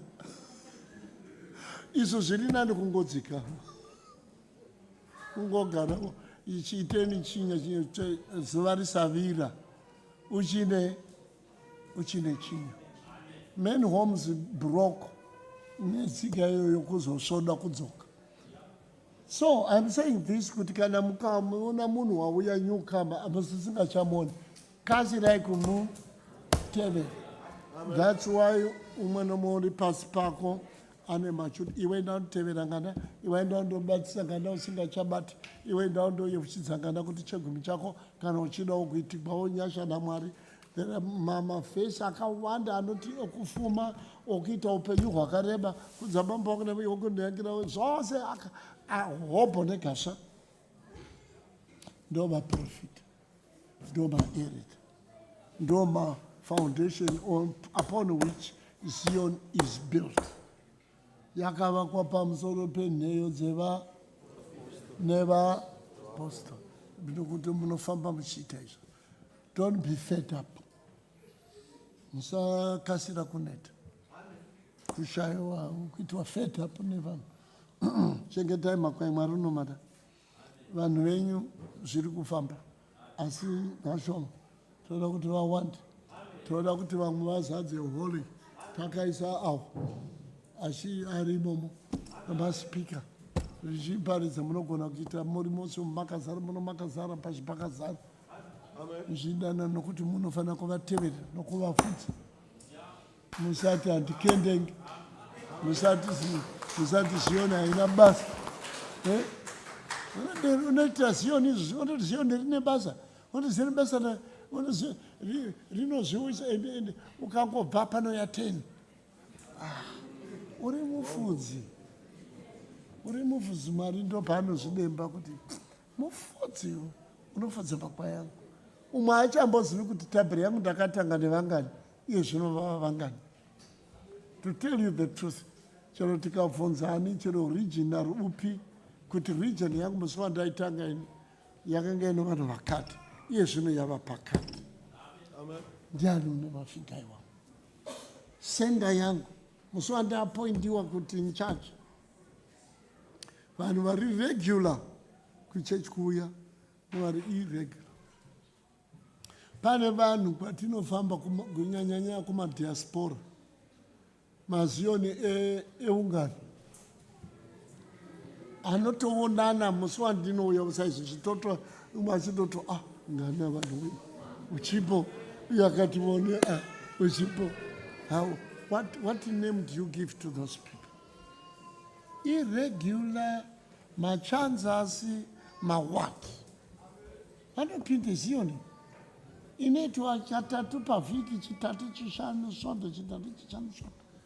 Iyo vaHebrew 11:10 verse 24, 25. Ichiti kudi.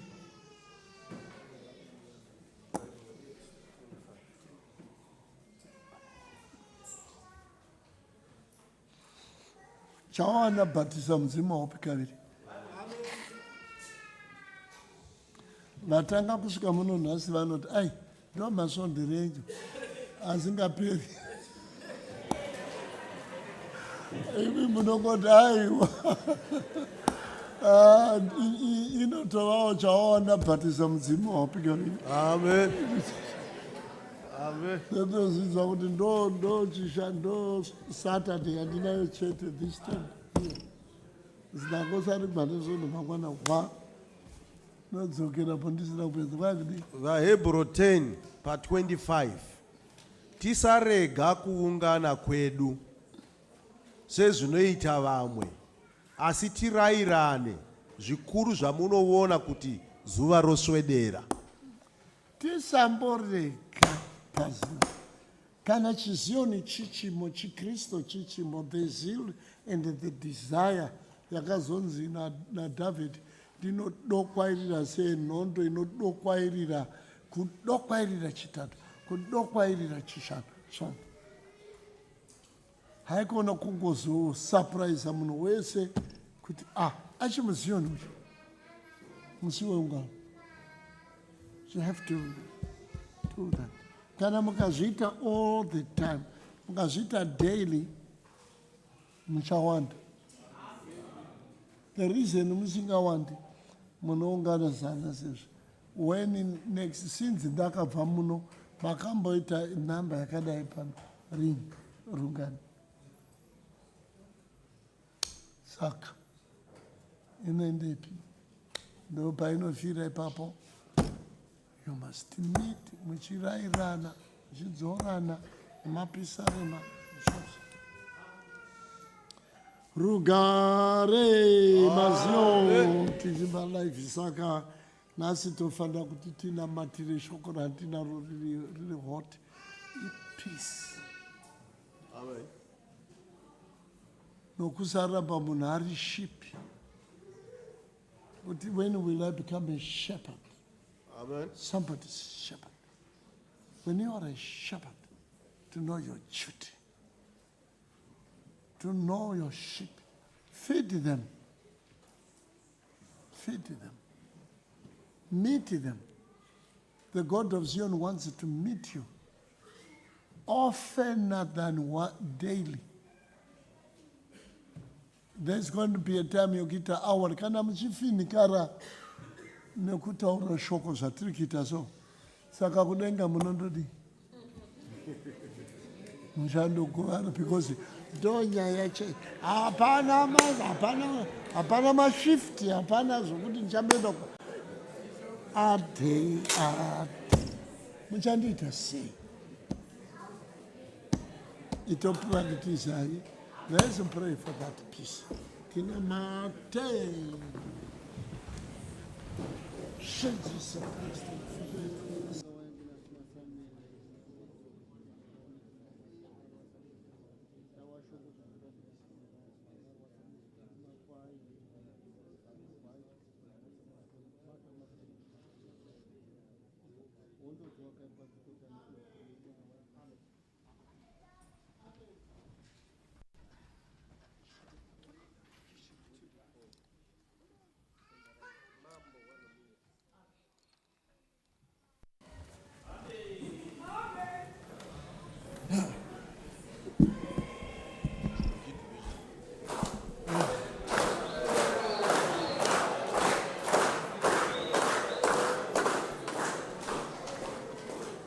Rugare vanhu vaMwari, tanga tichikumbira kuda chimugidhi mbichana vamwe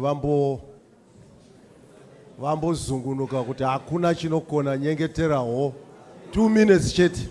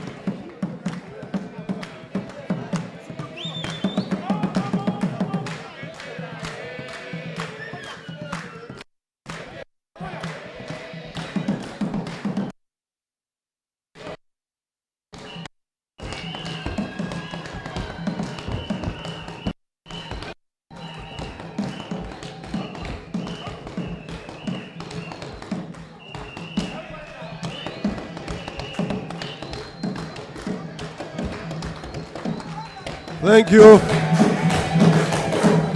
Thank you. Thank you. Thank you. Thank you. Takumbira 2 minutes. VaHebrew 10:25. Those who know kugara zvichiitika. Inoti vatsika yekutodzidzisana nekutoadvertisa kuti chitatu chava kusvika. Ndinosumuka ndichivatenda Ishe Jesu Kristu wedenga wemairidi edu matatu, wedenga waIgnasi, wedenga waSamere, wedenga waNehemiah. Tinokuva nechiprogramu chidiki cherecap. Recap ichaitwa namai vangu, Mai Mutendi, vari Dr. Mutendi, Mai Mutsa. Itimu yakabva nomuranda waMwari yakatsigira muranda waMwari. Nezuro havana kuwana nguva. But whilst I'm preparing the ground for her, my British ngatitendei Mwari. We had what we call quality time. Quality time. Muranda wa Mwari padefe wakati I want to grow your faith. Maria and Marita, there were 2 sisters. One was busy in the kitchen. One was on the feet of Jesus, listening to the word. Zvekadzizo zvirikitwa kukitchen uku zvinoora. But Maria, what you got today, hakuna uchakutorera. The empowerment we want is what was coming out of the mouth of the men of God. We were admonished, but when we speak, Christ, when he spoke, even his saliva had the power to make those who were blind see. Do we put on God's character? And the character of God, which was displayed, even prophesied to us, is the infallibility of God. When God is guarding your goals, you can go to sleep. Because he's not prone to mistakes. Infallibility. In his reality, there are no mistakes. What happens when that goes through, that is what he wants. Isuma British. Let's align our will to the will of God. We only thrive, we only prosper if our will is congruent to that of God. Isaiah 55:8. Thoughts are not my thoughts, your ways are not my ways. Kristo unozoya pana Matthew 7:24 kuti uyo unowa shoko rangu achiriita ndiye uchanzi wakachenjera. KuZimbabwe ndakamboona NGO inonzi Doctors Without Borders. It's a French NGO. Muranda wa Mwari was prophesying without boundaries. He prophesied on our duties as parents, and especially if we've got children. We invited the leadership of Great Britain for the Sunday school session, which the men of God, with all diligence, undertook. We invited the leadership, the chairman, the regional coordinator, the elders, because he is a teacher. He doesn't just teach by word, but by examples. And if you would have seen the seriousness in conversing with the Sunday school, where he picked that certain things were now in deficit, seshoko ramakaraigwa kuti kana vana voenda kundovata vachimuka vaudzei kuti Jehovah wakavamba Zion. Your kids were told that you are created. All humanity is created in God's image.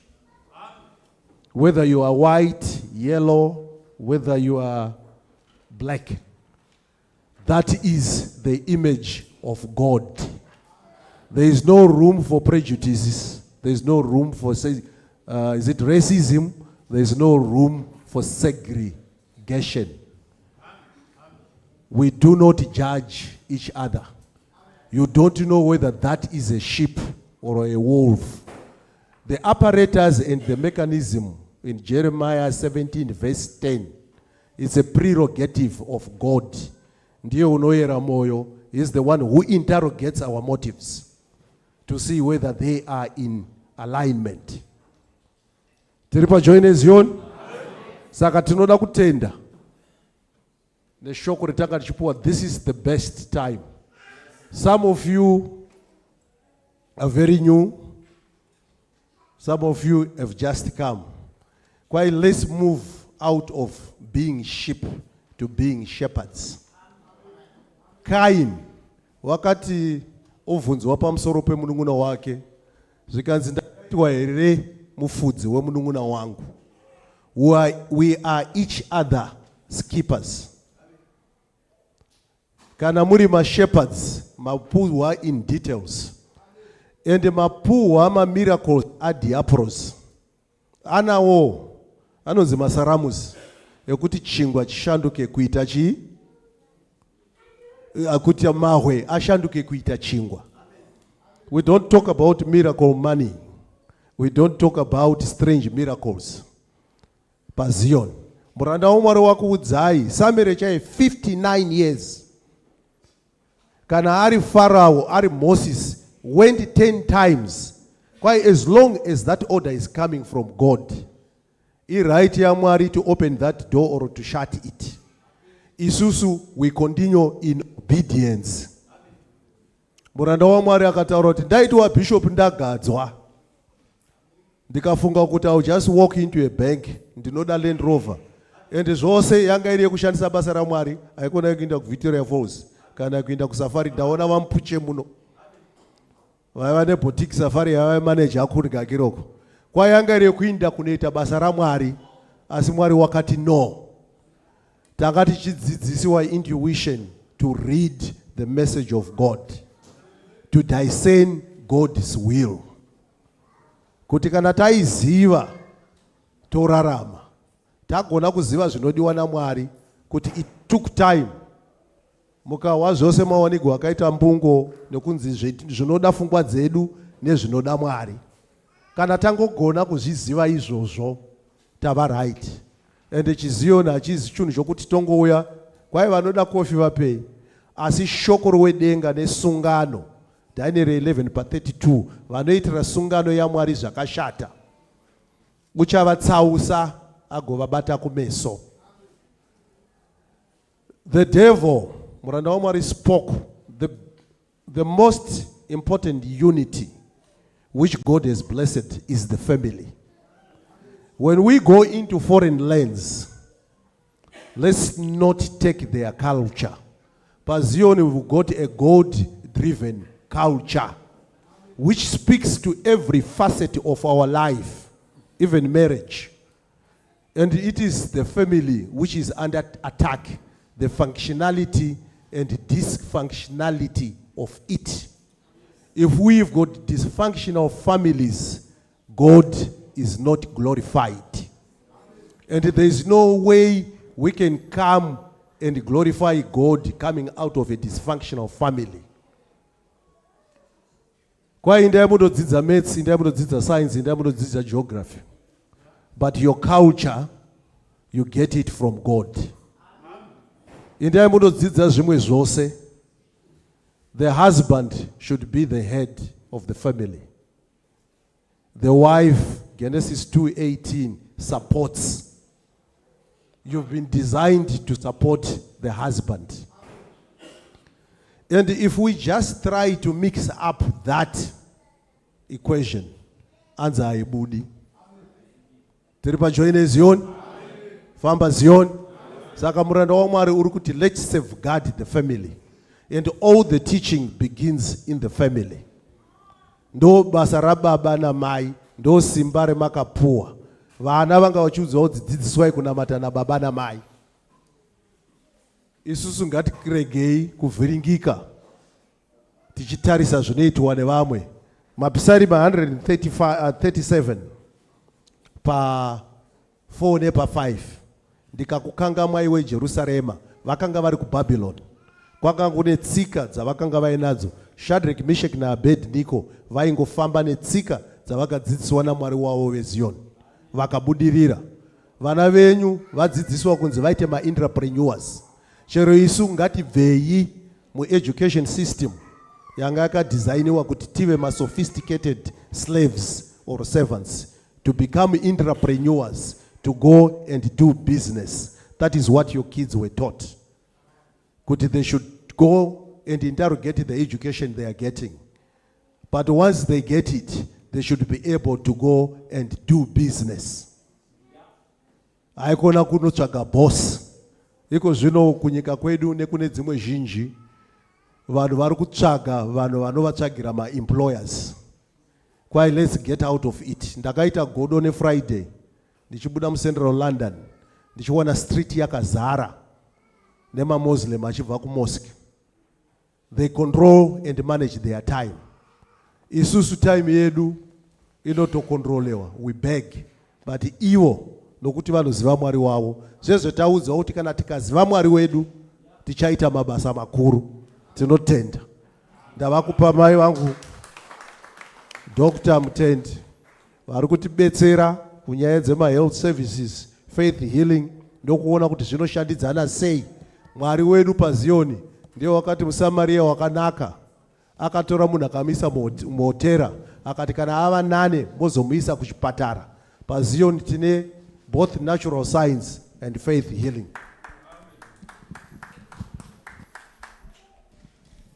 Rugare. Famba Zion. Aiwa, ini ndinoda kupa kutenda kumuranda waMwari neshoko rake raatipa nhasi rinovira raita kuti hana dzedu dzivire. Tinozvitenda. Muranda waMwari watanga kutaura nenyaya yeSunday school. Famba Zion. Akati isusu vanhu vomuno mu-UK I think tiri kuita basa rakanaka nevana vedu. Tiri kuvadzidzisa tsika dzechiZion. Maybe tinongokanganwa apa neapa kuda takataurirana paya kuti kana vana vedu vakuenda kunovata mubereki unongoenda unoti kumwana Jehovha wakavamba Zion, kuti vana vedu vakure netsika iyoyo vachiziva kuti vari pano nokuti Jehovha ndiye akavamba Zion. Famba Zion. Tiri pajoin yeZion. Asi vana tiri kugona chose.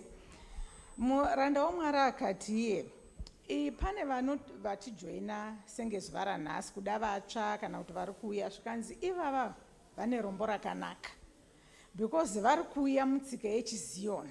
Tinotanga kuvadzidzisa patsva. Hanzi ani nani anoda kutevera Jesu, anoda kutevera tsika yechiZion ngaazvirambe auye pano paZion tigomudzidzisa tsika nemagariro nemaitirwo ezvinhu pano paZion. Hanzi kana wauya pano unouya kuti uzoita follow zvinoitika paZion.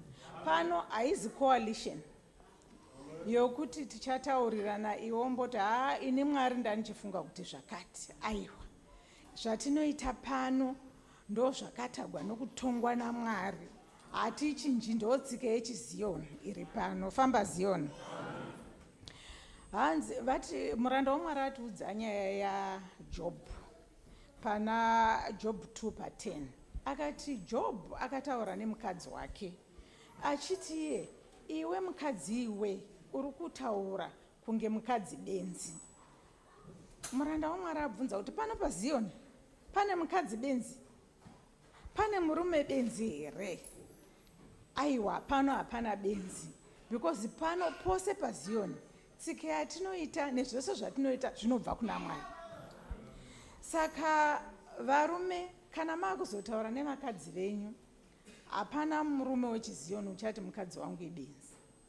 Viye pano paZioni hapana mukadzi wechiZioni benzi. Tisu madzimai tinodzidzisa vana tsika dzatatirumbidza kuti muri kugona vana mai, muri kugona kukudza vana venyu netsika dzakanaka, tsika dzechiZioni. Saka hapangaiti mai benzi pano. Muranda waMwari abata nyaya yeculture. Akati takauya tose kubva kunyika dzedu tiuya kuno, tikaonawo mune culture yamo muno, isu tine maculture zedu. Akati asi ngatiregei kusiya culture dzedu pasi. Hongu tinogona kupopa icho neicho kune macultures atiri kusangana nawo. Hazvina kushata kuti tikope education yavo kana education yacho yakanaka. Hazvina kushata kuti tidzidze tsika dzavo dzokupinda mumabhizimisi kuti tigoitawo mabhizimisi acho isu famba Zioni. Hazvina kushata kuti tiitawo maskills avanawo iwo. Asi hatifanirwi kusiya tsika dzedu kwatakabva. Tsika dzedu dzinoti mumba mukadzi nomurume, murume ndiye musoro weimba. Murume hanzi ndiye unoita the last word mumba. Hazi unotanga kutaura, unotanga abvunza opinion kuti opinion mai mwana mamuchifungeyo, murume ozotaura. Akatanga kutaura iye tenge takuti murume idictator. Asi kuti unopa mai mukana. Kana vana mavanzwa vashe vachiti chero ini vana vangu, chero munhu oga oga, chero mwana wangu oga oga unouya achitaura opinion yake.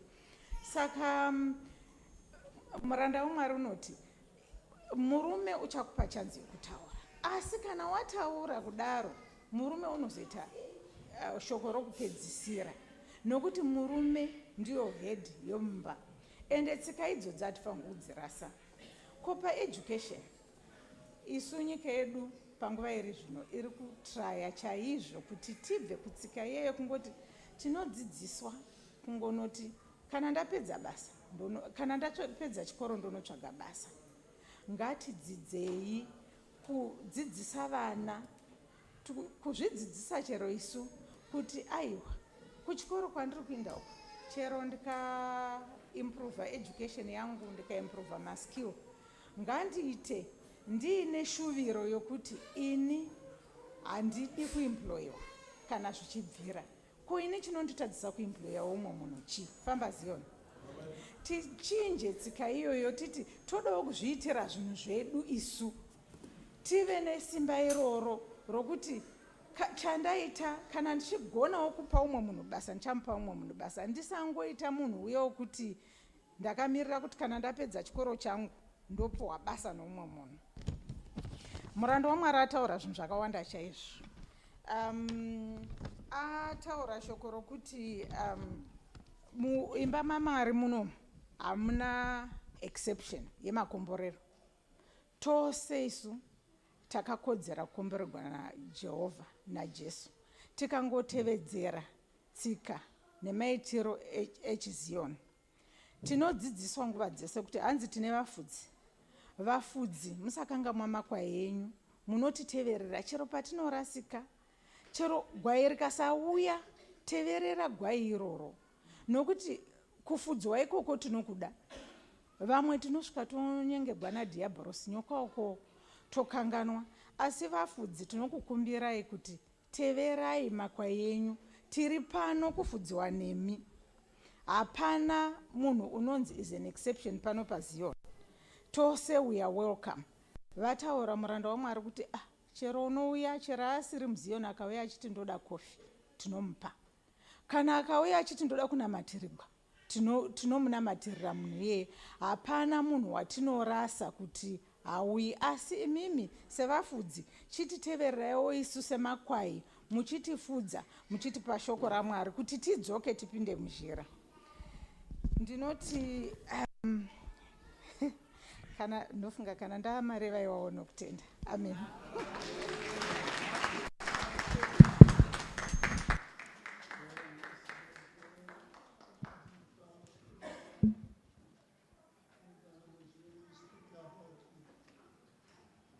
relationship yamai nomurume Dr. Vanokwarifaya avadadi neu nokuti tinoshanda tose no problem iri kuno kuLondon yokushanda mose murume nomukadzi nokuita mari mumbudu murume nomukadzi. That's why we chose to do our town. That was very good. But I had forgotten to tell you two more examples. Makarava pamsoro pa Deborah. Deborah, that original judges. Mukadzi, wakanga ari powerful. Ari mukuru we army. Ari we ondo. They were a national leader. But kwa murumo wake vanokugula encyclopedia. Murumo wacho waiva basa rukungu fikisa arapa. Zibani.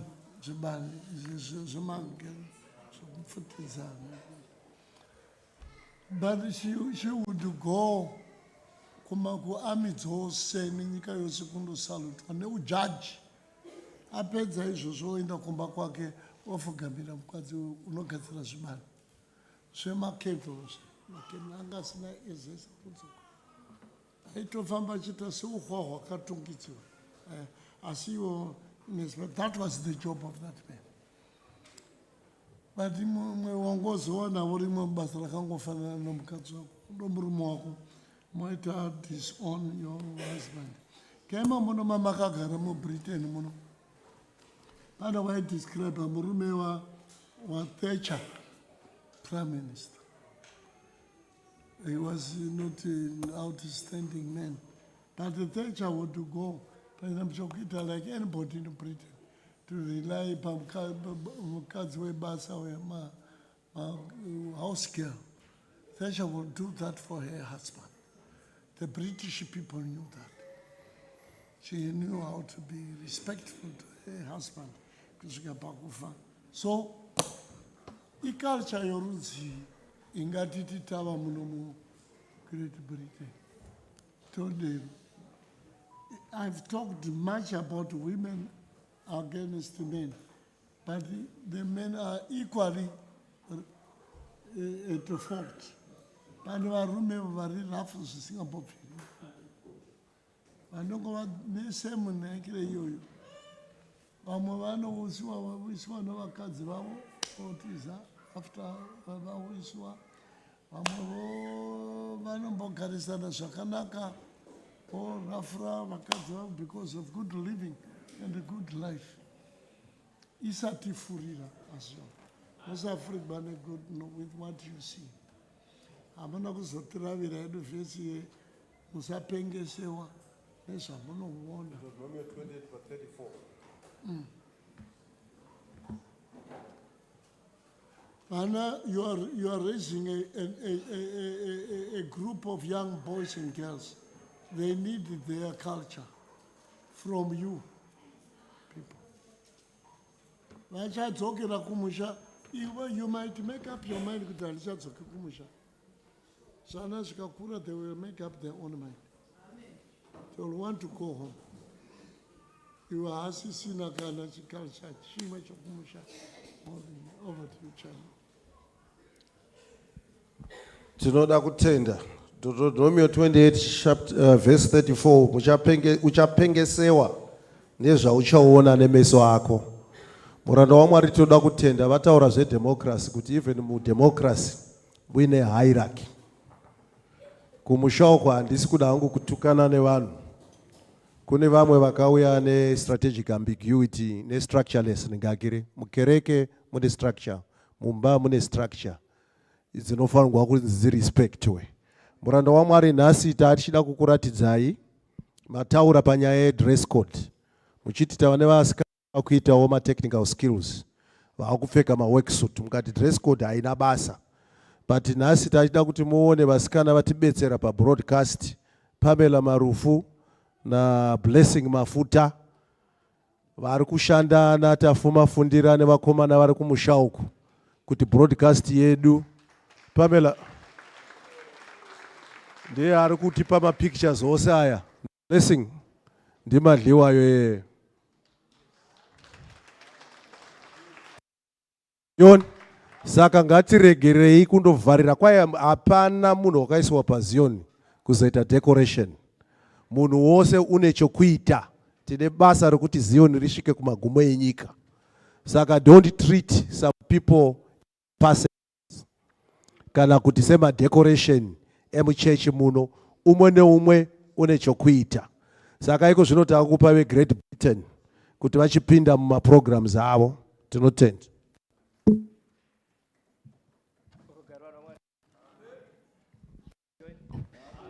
Toda kutenda Mwari vari kutendera program yavo kuti ifambe zvakanaka.